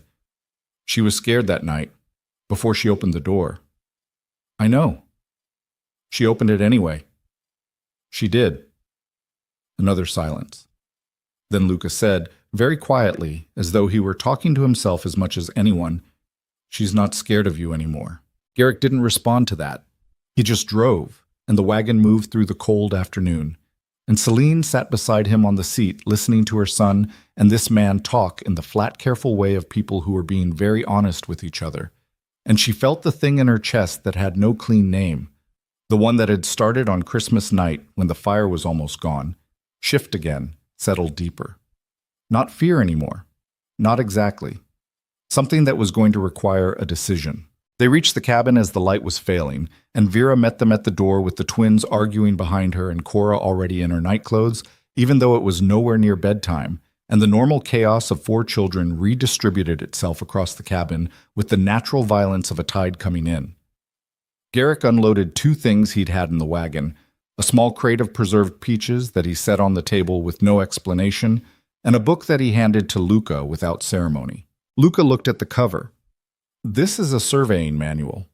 "I know." "Why? Because you asked good questions about the map," Garrick said, "and because understanding land is useful in Montana." Luca held the book and looked at it for a moment with an expression that he tried to control and didn't entirely manage.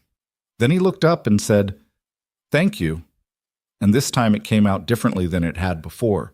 Not the careful, formal gratitude of a boy conducting himself like a man, but something less composed and more real. Garrick nodded, picked up his coat from the hook by the door, looked at Celine. She walked him out to the step. The cold had gone deep and serious now, the stars coming out in the east, the west still holding a thin line of color along the mountains. "You're going to have to tell me," she said, "at some point what you actually want." He looked at her. "I think you know." "I want to hear it." He was quiet for a moment, looking at the line of mountains, then back at her. "I want to come back," he said. "Not to fix things, not to bring supplies. To come back because this is where I want to be." He paused. "I want to make a life somewhere that has more than one person in it. And I'd like it to be here, if you're willing." The words were simple. He said them the way he did everything, without performance, without strategic framing, just the truth as he understood it, offered plainly, and left for her to do with what she would. Celine stood on her step in the dark and felt the full weight of what was being offered and what it would cost and what it might become. "I'm not there yet," she said, "but I'm not saying no." "That's enough," he said. He walked to the wagon. She watched him go, and this time there was something different in the watching. Not just the absence of aloneness, but the presence of something else, something that was still unnamed but was growing anyway. The way things grew in Montana despite the cold, stubbornly, and without asking permission. Inside, Cora had stolen one of the preserved peaches and was attempting to look innocent about it. Celine sat down at the table and pulled her daughter onto her lap and said nothing about the peach. Outside, the wagon wheels faded into the dark. 3 days passed after the gathering, and Garrick didn't come. Celine told herself this was normal. He had a ranch to run.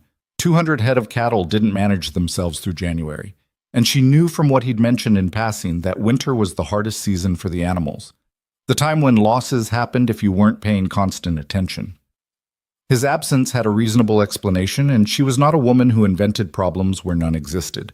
She told herself this on the first day and mostly believed it. On the second day, she caught herself listening for wagon wheels at intervals she wasn't proud of.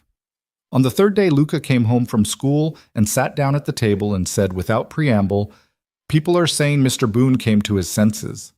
Celine set down what she was doing. "Who said that?"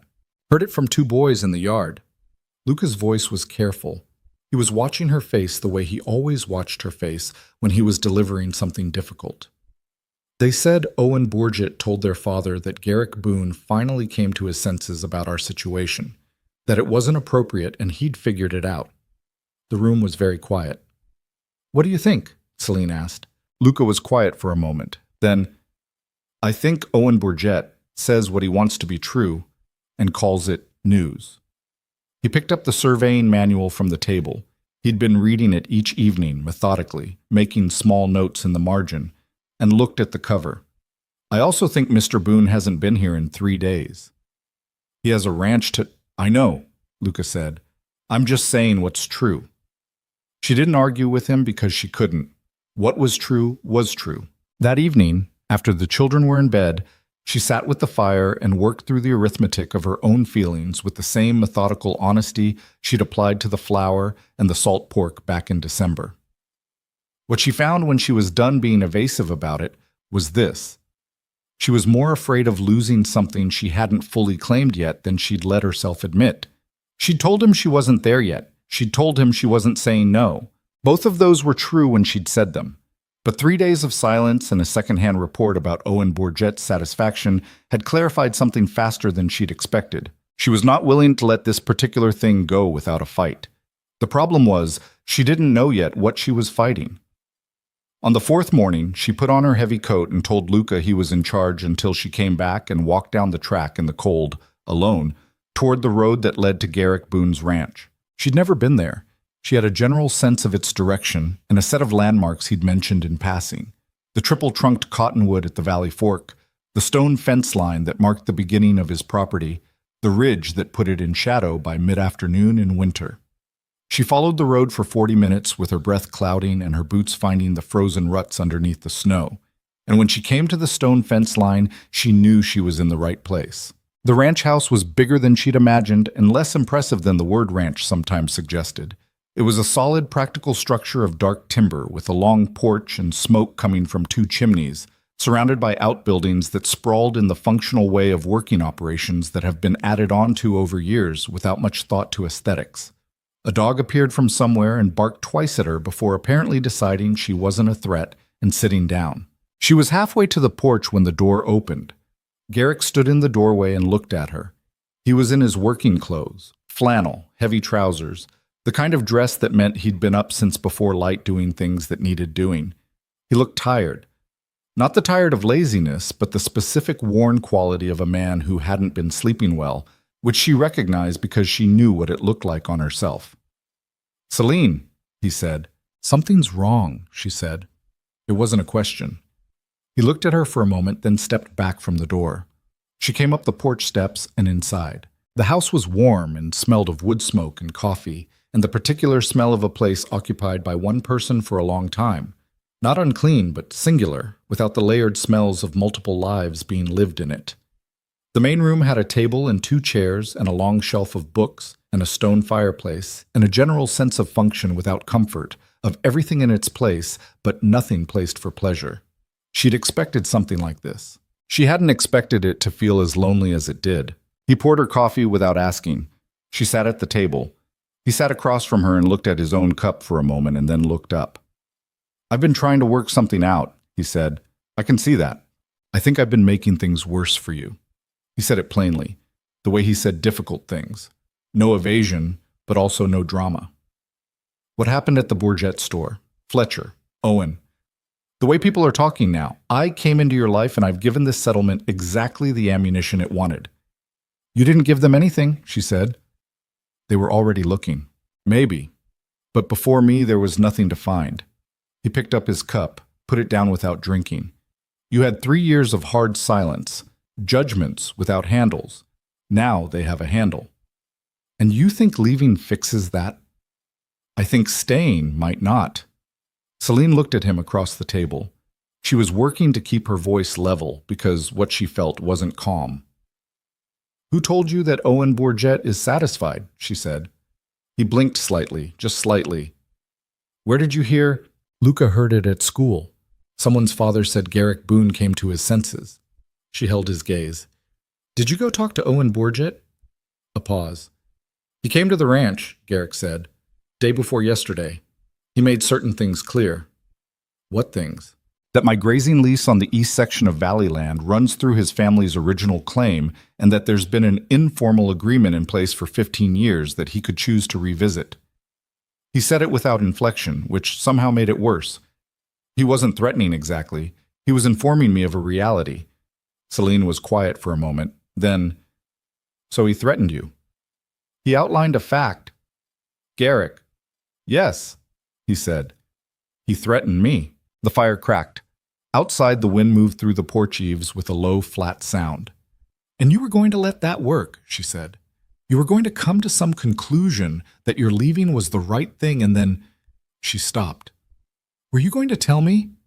Or were you just going to stop coming? His jaw tightened.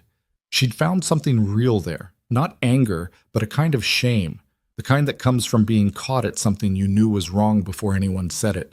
I was going to tell you, he said. I hadn't figured out how. The same way you figure out everything, she said. You just say it. It's not that simple. It's exactly that simple. He looked at her. She looked back. Outside the window, the winter light was thin and cold and honest. You drove through a blizzard on Christmas night, she said, to bring flour and firewood to a woman you barely knew. And now Owen Bourget makes a comment about a grazing lease, and you've spent 4 days talking yourself into disappearing. She kept her voice even with some effort. That's not you working out what's right. That's you being scared and dressing it up as consideration. The words landed. She saw them land. He didn't argue with them. You have 4 children, he said after a moment. His voice was lower now. If my staying makes Luca's school situation worse, if it gives Bourget reason to make your land dealings more difficult, if it gives the settlement a reason to treat you worse than they will always find a reason, she said. That's what I've been learning for 8 years. It's not about the reason. The reason is whatever's handy. She leaned forward slightly. You know what the difference is between this winter and every winter before it? Not the supplies, not the wall. It's that someone was here. My children had a table with more than 4 people at it. My son has a surveying manual with margin notes he's making at 11 o'clock at night because he can't stop reading it. My daughter stopped putting her thumb in her mouth. She paused. You don't take that away because Owen Bourget is annoyed. Garrick sat with this for a long moment. Then he said quietly, I sold my father's watch. She hadn't expected that. The shift in direction was abrupt enough that she just waited. The supplies I brought on Christmas, he said. The flour and the meat and the firewood, The ranch had a bad quarter. Some of the herd I'd expected to sell in November didn't move the way I'd planned, and cash was shorter than I'd anticipated. He looked at his hands on the table. My father's watch was the only thing of real value I had that wasn't tied to the land. I sold it to a man in town 2 weeks before Christmas. That's what paid for everything. Celine didn't speak. I'm not telling you that for... He stopped. I'm not telling you so you'll feel obligated. I'm telling you because you asked me once if I had plans and I said I didn't. And that was true then, but it wasn't the whole truth. The whole truth is that I drove past your property in November and something happened that I don't entirely know how to explain, and by the time I sold the watch, I'd already made a decision I hadn't articulated yet. He looked up at her. I couldn't watch you fight alone. That's the simplest way I can say it. I couldn't watch it and do nothing. A search set. The room was very quiet. Celine thought about a watch. She thought about a man she barely knew making a decision in November, in private, without telling anyone, that had cost him something real. She thought about the fire on Christmas night and the careful way he'd stacked the firewood and the 4 trips he'd made in the dark. "Your father's watch," she said. "He wore it every day for 30 years. It was a good watch." He said it without self-pity, which made it harder. It did what it was supposed to do. She stood up from the table. He looked up at her. "Come here," she said. He stood. She was shorter than him by several inches, and she was looking up at him, and she reached out and put one hand flat against his chest, over the flannel, where she could feel the slow, solid beat of his heart under her palm. "You are not leaving," she said. His hand came up and covered hers. His hands were still rough and red at the knuckles from the cold, the same as they'd been on Christmas night. "Celine, I am not finished." She held his gaze. "You came in December because you couldn't watch me fight alone. I'm here now because I cannot watch you talk yourself out of something real, because Owen Borget made a comment about a grazing lease." She felt his hand tighten slightly over hers. "Whatever this is, whatever we're doing, it is not finished. It hasn't started properly yet, and I'm not willing to let it end before it does." He was very still, the way he went still when he was processing something at the deepest level. "I have to be honest with you," he said, "about what I want." "Then be honest. I want to marry you." He said it the same way he said everything, plain, unadorned, just the truth set down on the table between them.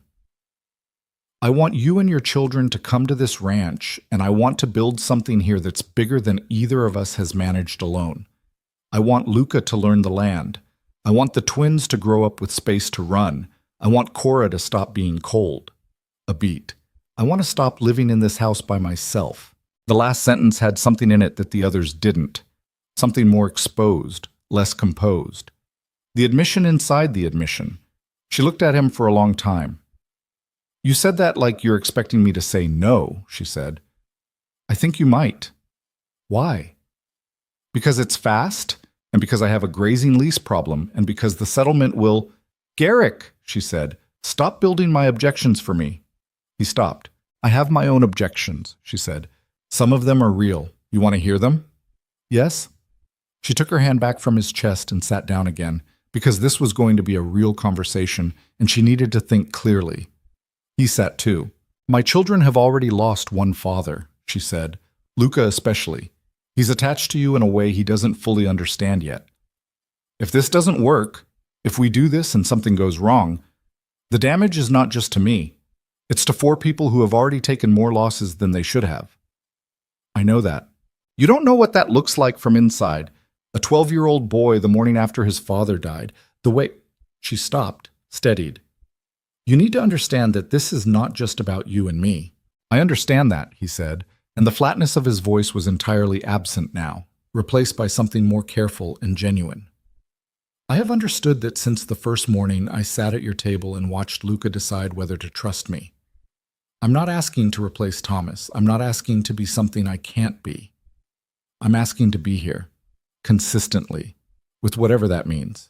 Celine looked at him. This man who had driven through a blizzard, who had sold his father's watch, who had stood in front of Fletcher Borget twice and forced the truth out into the open both times, who had given a 12-year-old boy a surveying manual because the boy had asked good questions about a map. "The children would need to agree," she said, "not just be told." "Of course." "Luca especially. If Luca says no, that matters." "It matters to me too," Garrick said. "I wouldn't want it any other way." She looked at the table's surface. Old pine, scarred from years of use, coffee rings and knife marks. Very different from Thomas's table. Thomas's table was in a cabin a mile and a half from here, in a settlement that had decided what she was worth and had been wrong about it for years. "The grazing lease," she said. "I'll handle it." "How?" "There are other options. I've been managing Borget's goodwill for 15 years because it was easier than the alternative. The alternative involves some legal work and some negotiation with the Territory Land Office, and it's manageable." He said it with the flat confidence of a man who'd been letting something be someone else's problem and had decided to stop. "I let Owen have more leverage than he earned because I didn't want the friction. That's done." Celine was quiet for a moment. "He's going to make trouble." He was going to make trouble regardless. That's who he is. He met her eyes. The question isn't whether Owen Bourget makes trouble. The question is whether we let him decide what we do. She heard the we in that sentence. It landed differently than the word usually did. Heavier, more specific. I need to talk to the children, she said. Yes. Tonight, when I get back. Yes. And then I need a few days. She looked at him. Not because I don't know what I want, but because I need to do this right. Not fast, not in a panic, not because the alternative scared me. I want to decide when I'm sure. Take whatever time you need, he said. And you're not going anywhere, she said. Not a question. No, he said. I'm not going anywhere. She stood and put her coat back on, and he walked her out to the porch. The winter afternoon was half gone, the light going sideways and thin across the valley, and the mountains were dark blue against the pale sky. She could see from the ranch porch a stretch of the valley she'd never seen from this angle. The whole long sweep of it, the snow-covered floor and the timber stands, and somewhere in the far distance the dark smudge that was the settlement. From here it looked very small.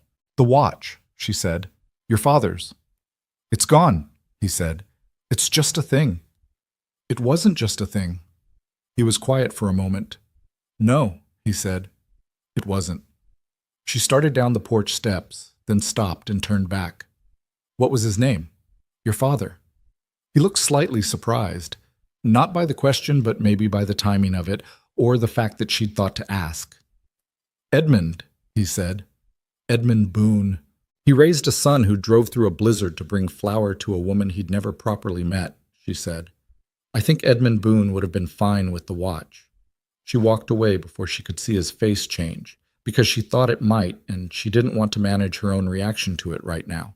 She had 4 children to go home to, and a conversation to figure out how to have, and several days of thinking ahead of her, and she needed to be clear for all of it. The walk home was colder than the walk out. The temperature dropped fast once the sun started going down, and the road was harder underfoot now, and her breath came in steady, visible clouds.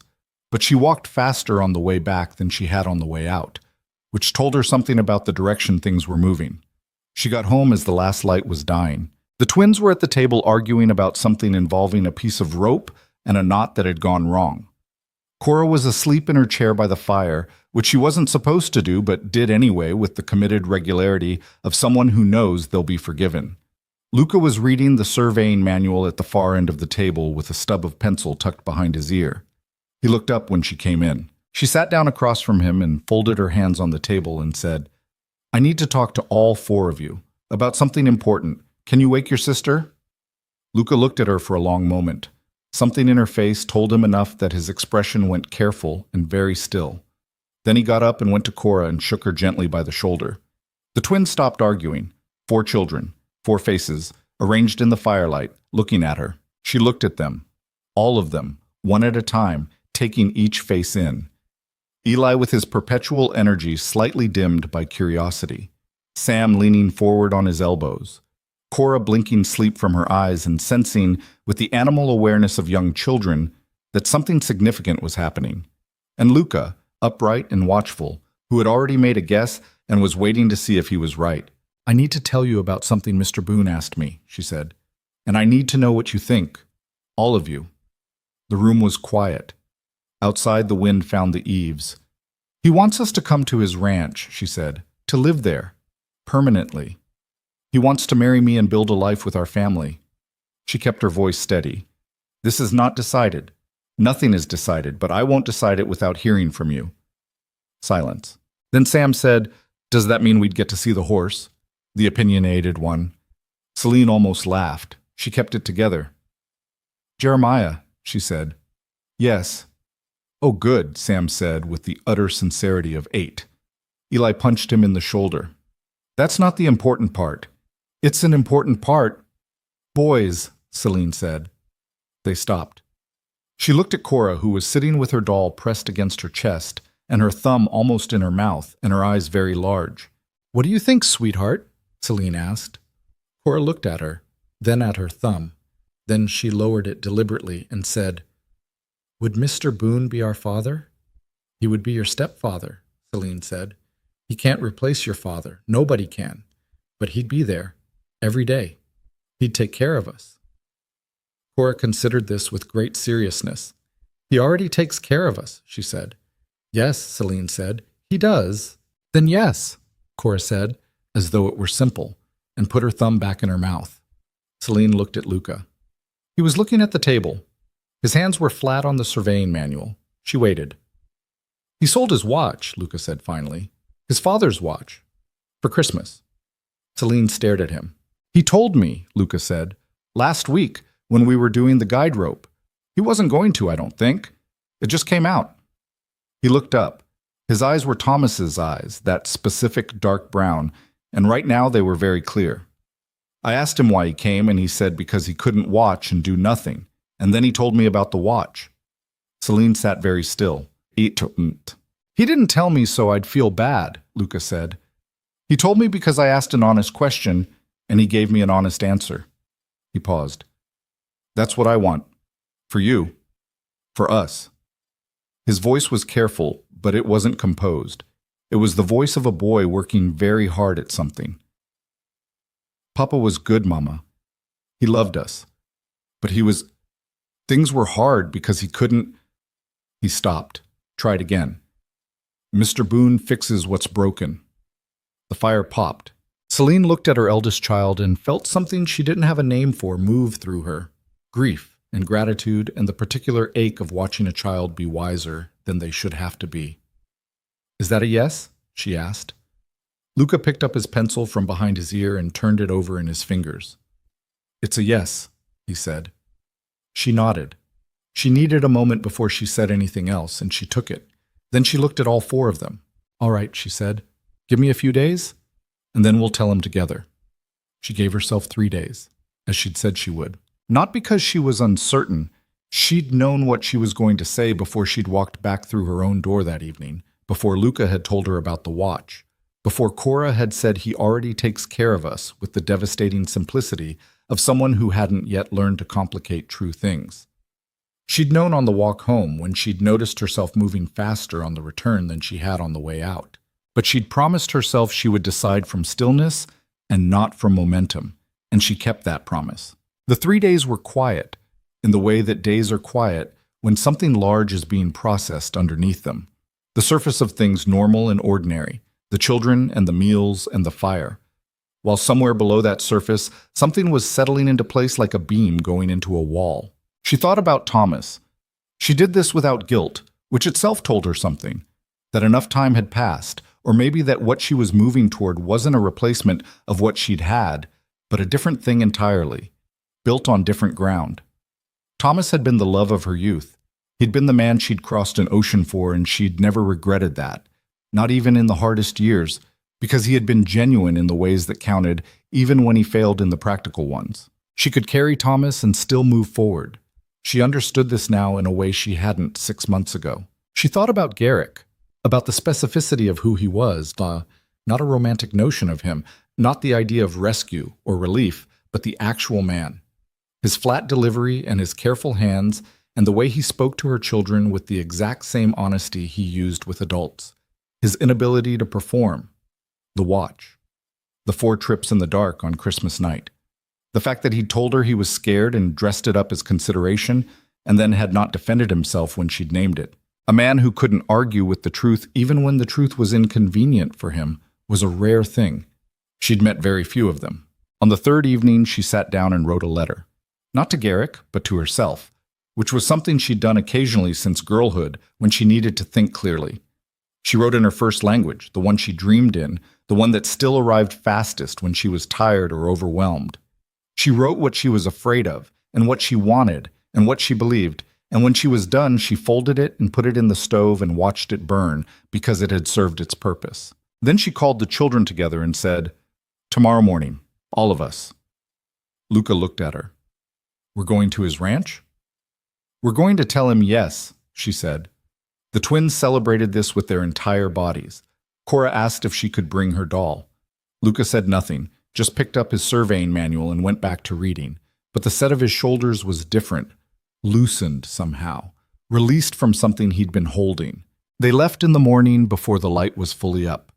Celine hitched the small wagon, the one Thomas had bought in better years and that she'd maintained through worse ones, which was a minor mechanical miracle, and loaded the children in the back with blankets, and they moved through the cold valley with the slow, determined pace of a draft horse named Abner, who had no opinions about anything and was therefore the precise opposite of Jeremiah. The mountains were pink at the tops when they came down the track to Garrick's ranch. The smoke from the chimneys was already going. The same dog appeared and barked twice and sat down. Everything exactly as it had been 3 days ago, and entirely different. Garrick came out onto the porch before they reached it. He'd heard the wagon, and he stood there in the early light, looking at 5 people coming toward him instead of 1. And Celine watched something move across his face that he didn't manage to contain in time. It was the most unguarded she'd ever seen him. Just for a moment. Just the raw fact of them, all 5, coming up his track in the cold morning. He came down the porch steps. The twins were out of the wagon before it stopped, which was probably a safety concern she should address at some point. They hit the ground running and went straight to him, and he caught Sam by the collar before he could run past into the yard, and Eli skidded to a stop, and both of them started talking simultaneously about the horse, Jeremiah, and where was he, and could they see him, and was he in the barn? "He's in the barn," Garrick said, and the twins were gone. Cora climbed down with her doll and looked up at him with large, serious eyes and said, "We came to tell you something." "I gathered," he said. "Mama has to say it," Cora said, with the gravity of someone who has been assigned a role in a proceeding. "But I can tell you that I said yes." "Thank you, Cora," he said. Cora nodded and went to find the twins. Luca had gotten down from the wagon and was standing near the wheel, not crowding the conversation, but present. He and Garrick looked at each other with the particular quality they had. 2 people who'd already done the difficult talking, who knew where they stood. Garrick offered his hand. Luca shook it. Properly, the way he'd clearly been practicing. Firm, brief, a man's handshake. Garrick didn't make anything of it, just shook it back and let it go. "The south pasture fence has a section that needs resetting before spring," Garrick said to him. "I could use someone who understands the survey lines." Luca almost smiled. "I've been reading the chapter on boundary marking." "I know," Garrick said. "I saw your notes." Luca looked at him. "You looked at my notes?" "You left the book at the table last week. I saw the margin notes." He paused. "Your calculations on the north property line were right." Luca stood a little straighter, trying not to show what that cost him in composure. He mostly succeeded. "I'll look at the south pasture," he said, and went to find his siblings with the deliberate casual pace of someone who doesn't want anyone to see how fast they actually want to move. And then it was just Celine and Garrick, standing in the cold morning light in front of his ranch house, with the mountains behind it, and the smoke going from both chimneys, and the sound of 3 children discovering an opinionated horse somewhere inside the barn, punctuated by what was either excitement or the horse having feelings about it. She looked at him. He looked back. "Yes," she said. He exhaled, slow, controlled, but she heard it. One full breath let out, like something he'd been holding for days. "Yes," she said again, "all 4 of us. Together. If you still want it." "I still want it," he said, and his voice was lower than usual, stripped of its customary flatness, just the plain truth of the man underneath. She crossed the distance between them, and he met her halfway, which felt right. No one waiting for the other, both moving. She put her hand against his jaw, his cold, rough jaw, and he put both hands around hers, careful and warm, and they stood like that in the thin morning light, while somewhere in the barn a horse expressed an opinion loudly, and a child laughed. He pressed his forehead to hers. "We're going to have trouble," she said quietly. "I know. Owen Bourget won't let this go easily." "No, he won't. The settlement is going to, Celine." He pulled back just enough to look at her face. "Let's solve the problems when they get here." She looked at him for a moment, then she nodded. They were married on a Thursday in late February, 23 days after that morning in the cold, which felt both fast and like the natural conclusion of something that had actually started in November when a man drove past a failing crop and couldn't stop thinking about it. The ceremony was in the ranch, performed by a circuit judge named Warren Aldis, who was a practical man with no aesthetic opinions about weddings and who worked through the legal language with the brisk efficiency of someone who had other stops on his route. Vera Hallstrom came. She arrived an hour early and immediately took over the kitchen, which nobody argued with. Daniel Thorpe came with his wife. A cowhand named Reese, who'd worked Garrick's ranch for 2 years and was the closest thing Garrick had to a consistent friend, stood at the back of the room and looked uncomfortable in a clean shirt. The settlement was not invited because the settlement had not earned it. Celine felt no guilt about this. She wore the dark green wool dress she'd made herself because it fit and because it was hers and because she wasn't going to perform anything for anyone. Garrick wore his better coat and a clean shirt and looked exactly like himself, which was all she'd wanted. Luca stood beside her during the vows with his arms at his sides and his face very serious. The twins had been instructed to remain still for 10 minutes, which they managed for approximately 7 before Eli leaned over and said something to Sam that made Sam shake with suppressed laughter, and Garrick glanced at them and said, very quietly, 3 more minutes, and they pulled themselves together with visible effort. Cora held her doll and watched everything with enormous eyes, and when the judge said the final words and it was done, she walked over to Garrick and took his hand without asking and just held it, and he looked down at her and something in his face went very still and very open, in the way it only did when he was caught off guard by something he felt deeply. Vera served food that was better than anything the settlement's gatherings had produced in living memory, and they ate at the long table in the ranch house with actual warmth and actual noise, and the particular quality of celebration that happens when the people present have genuinely chosen to be there. Reese, after enough coffee, turned out to have an unexpectedly dry sense of humor that the twins found hilarious. Daniel Thorpe's wife talked to Celine about the spring planting schedule with the matter-of-fact friendliness of someone who'd decided to treat her as a neighbor and intended to keep doing so.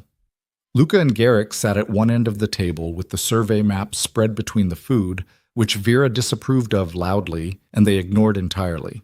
It was not a perfect day.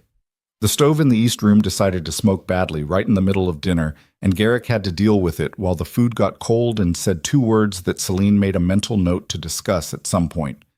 Cora spilled her drink and cried about it with a completeness that suggested it wasn't really about the drink. One of Reese's anecdotes went on about 15 minutes too long and nobody knew how to stop it. The judge left before dessert because of the route. None of it mattered. None of it came close to mattering.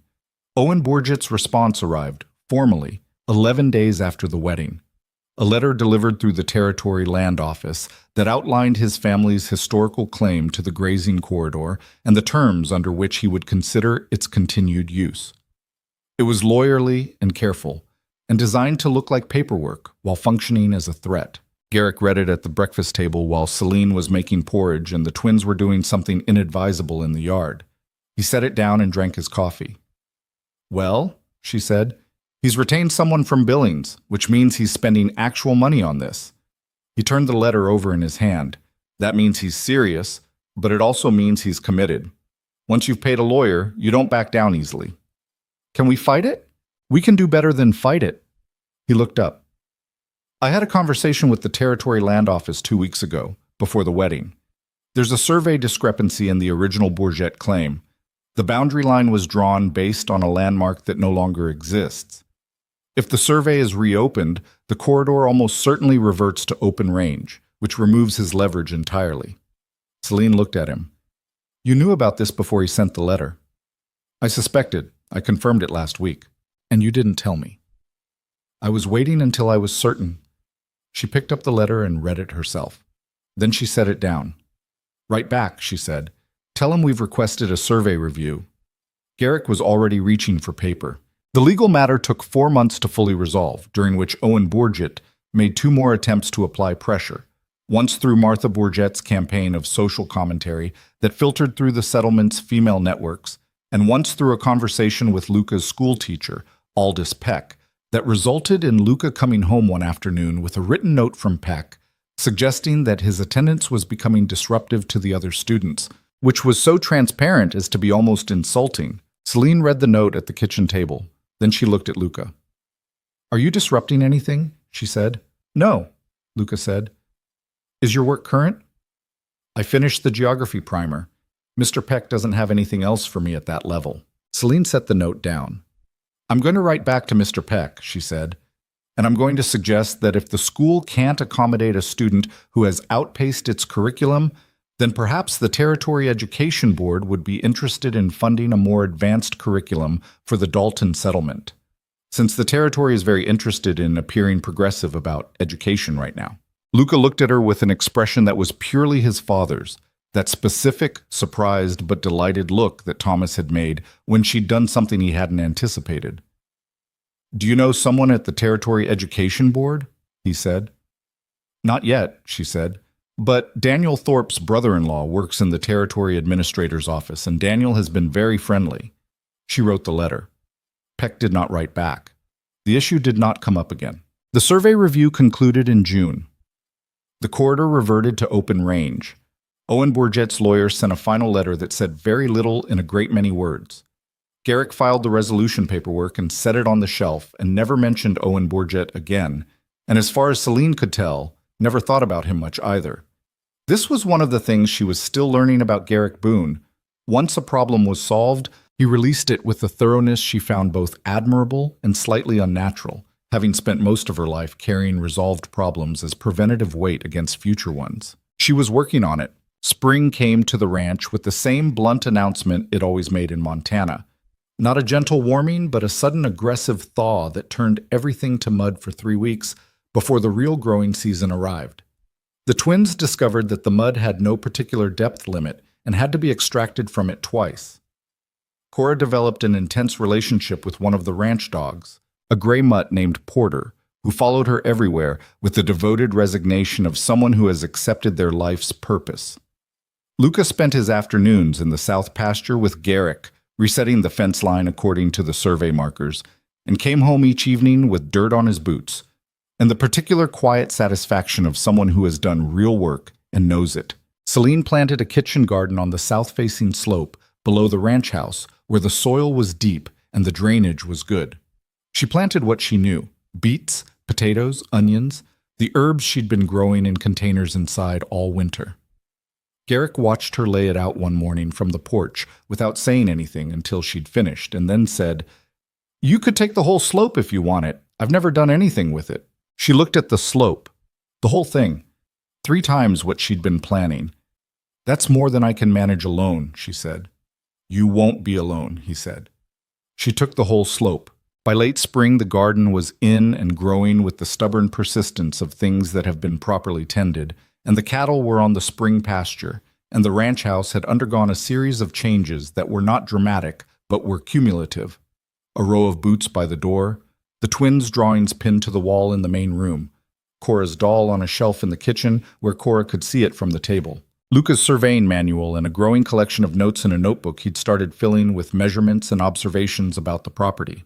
The house had stopped smelling like one person. The settlement's attitude shifted in the way that settlement attitudes do when faced with the irreversibility of facts, not warmly, not into acceptance, but into a kind of grudging acknowledgement that a situation exists and persists and is not going to be argued out of existence by continued disapproval. Martha Bourget still had a particular expression she deployed when she saw Celine, but she deployed it less frequently, because Celine came into the settlement less frequently and with less deference when she did.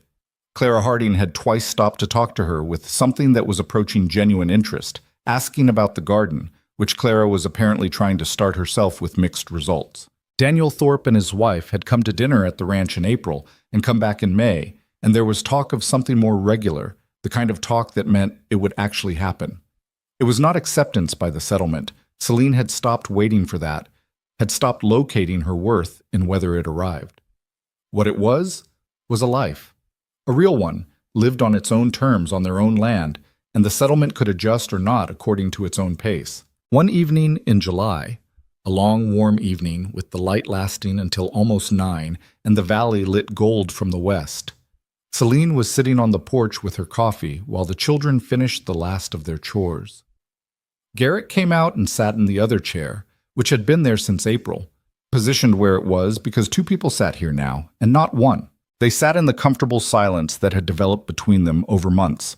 Not the silence of people who have nothing to say, but the silence of people who don't need to fill air in order to feel connected. It had taken her a long time to learn to trust that kind of quiet with another person. She was learning it. Down in the yard, Eli was trying to teach Porter the dog a trick that Porter had no interest in learning. Cora was watching with her arms crossed, offering critique. Sam had climbed something he wasn't supposed to climb and was calling for someone to observe how high he was. "Sam?" Garrick said, not raising his voice much. "Yeah? Get down." "I'm fine." "I know. Get down anyway." A pause. Then the sounds of Sam getting down, which involved more drama than the height strictly warranted. Celine looked at the mountains, blue and enormous in the evening light, the snow still on the high peaks, the lower slopes green now with the short, violent summer. "I've been thinking about something," she said. Garrick looked at her. "About December," she said. "About what I was thinking that night, before you knocked." He waited. "I was watching the fire go down and I was doing the math on the flour, and I was—" She stopped, found the honest version. "I wasn't thinking about dying. I wasn't that far. But I was thinking about what it meant if I couldn't solve it, if I couldn't make it work one more time. I was thinking about what that would look like, and I was very tired, and the fire was going, and I thought—" She looked at her coffee cup. "I thought maybe the town was right. Maybe we were what they said we were, people who couldn't make it here, who didn't belong." Garrick said nothing. She could feel him listening. "And then you knocked," she said. The evening air moved gently across the porch. Porter had given up on the trick and was lying in the yard with his chin on his paws, watching Cora with devotion. "I know you think of it as just doing the right thing," she said. "I know that's how it felt to you. Something obvious that needed doing, and you did it." "Something like that," he said. "I want you to know that it wasn't small," she said. "What it was, on my side of the door. It wasn't small." He was quiet for a moment. Then he reached over without looking at her and put his hand over hers where it rested on the chair arm. His hand was rough and warm and certain, the same as it always was. "I know," he said. She turned her hand over and held his. They sat like that while the light went gold and then amber and then the long, slow blue of a Montana summer evening settling in, and the children's voices moved around the yard below the porch, and somewhere in the distance, the cattle were lowing with the low, mindless contentment of animals that have been well fed and have no concept of how close things had come to being otherwise. It hadn't been the love she'd had at 20. That particular kind of love was what it was, urgent and certain, and built on a foundation of youth and possibility and the ocean between one life and another. This was something built differently, slower and harder, out of a winter and a knock on a door and 4 trips in the dark, and a man who couldn't watch and do nothing. Out of a woman who'd almost decided the town was right and then opened the door with a knife in her hand. Not a clean story. Not a smooth one. 2 people with loss behind them and imperfect histories and no particular guarantee of what came next, choosing each other in the specific and unglamorous way that real choices get made. Not in one grand moment, but in accumulation, in the day-by-day decision to show up, to be honest, to not leave when things got difficult. There was a lesson in it, though Celine wasn't the type to summarize such things out loud. What she understood, sitting on this porch in this light, was something about the particular cruelty of silence, the way a community could make a person invisible over time, so gradually and so thoroughly that they began to cooperate with their own invisibility, to shrink into the space assigned to them, and call it survival.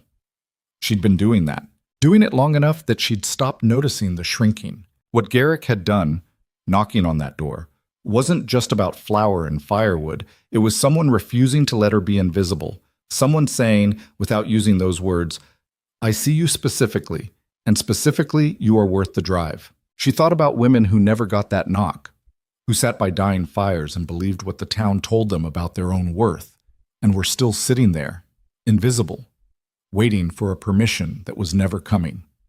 She thought about this, and felt something that was somewhere between sorrow and fury, and promised herself quietly and without ceremony that she would not forget what it had felt like, so that when she had the opportunity to knock on someone else's door, she would not talk herself out of it.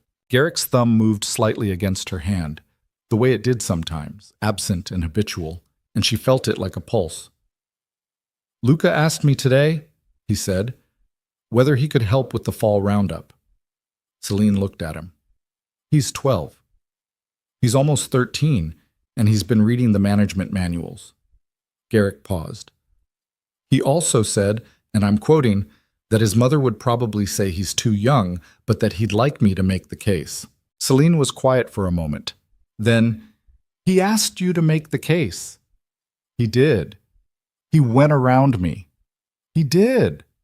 She thought about the specific tactics of 12-year-old boys who have learned the terrain of their family. "What did you tell him?" "I told him I'd mention it," Garrick said, "and that what you said went." She looked at her coffee cup, looked at the yard where Luca was now leaning on the fence, watching the pasture with the focused, measuring look he got when he was thinking about the land. 12 years old, Thomas's eyes. Her stubbornness and her late husband's hunger for possibility, and something that was entirely his own, some quality of steadiness and precision that Celine suspected might belong to a version of himself that hadn't existed before this winter, that had been built by things she couldn't have given him alone. "Tell him we'll discuss it," she said. "That's close to a yes." "It's close to a discussion," she said, but she was almost smiling. The last of the light went from gold to gray above the mountains, and the first star appeared in the eastern sky, early and bright. And below the porch, Porter stood and shook himself, and wandered toward the barn with the sense of purpose that dogs develop around dinner time. And Cora followed him automatically, and the twins came up the porch steps arguing about something that would not be resolved tonight, or possibly ever. And Luca came last, slowly, looking at the survey notes in his hand, and the ranch house filled back up with the noise of 5 people ending their day inside it. Garrick got up to start dinner, which he'd taken over on Tuesdays and Thursdays with the same unilateral decisiveness he'd applied to everything else. And the fact that his cooking was functional rather than good was something Celine had decided to address gradually and not all at once. He moved through the kitchen with his particular economy of motion, and the twins immediately began trying to help in ways that complicated rather than assisted, and Cora climbed onto the counter to supervise from above, which was not allowed and happened anyway. Celine stood in the doorway between the porch and the main room and watched all of it. The cabin they'd left was a mile and a half down the valley. She'd been back twice to collect things, and the second time she'd stood inside the empty room and looked at the fireplace where the fire had almost gone out on Christmas night, and she'd felt the distance between that woman and this one, not a huge distance in time, barely half a year, but measured in other units it was considerable. Measured in what she'd allowed herself to want. Measured in doors opened with a knife in hand that turned out to lead somewhere worth going. The settlement was still there. Owen Bourget was still there, recalculated and quieted, but not changed. The Whispers would recalibrate and find new things to work with, because that's what Whispers did. The world didn't transform because 2 people decided to be stubborn about their own worth. It just continued, with them in it differently, occupying more of the space that was actually theirs. That was enough. More than enough. Mama, Cora called from the counter she wasn't supposed to be on. Porter scratched the door again. "Get down from there," Celine said, and came inside and let the door close behind her against the summer dark. The fire in the grate was high and warm and not going anywhere. Outside, the Montana highlands lay under a sky full of stars, and the garden was growing on the south slope, and the cattle were on the summer pasture, and the fence line was straight and properly surveyed, and somewhere in the barn Jeremiah had opinions about the evening that no one had asked for. It wasn't perfect. It was never going to be perfect. But it was theirs. All of it. The noise and the mud and the difficult neighbors and the opinionated horse and the Tuesday dinners that needed improvement and the 12-year-old who went around his mother and the 7-year-old on the counter and the twins who couldn't stop arguing, said all of it, fully and without apology.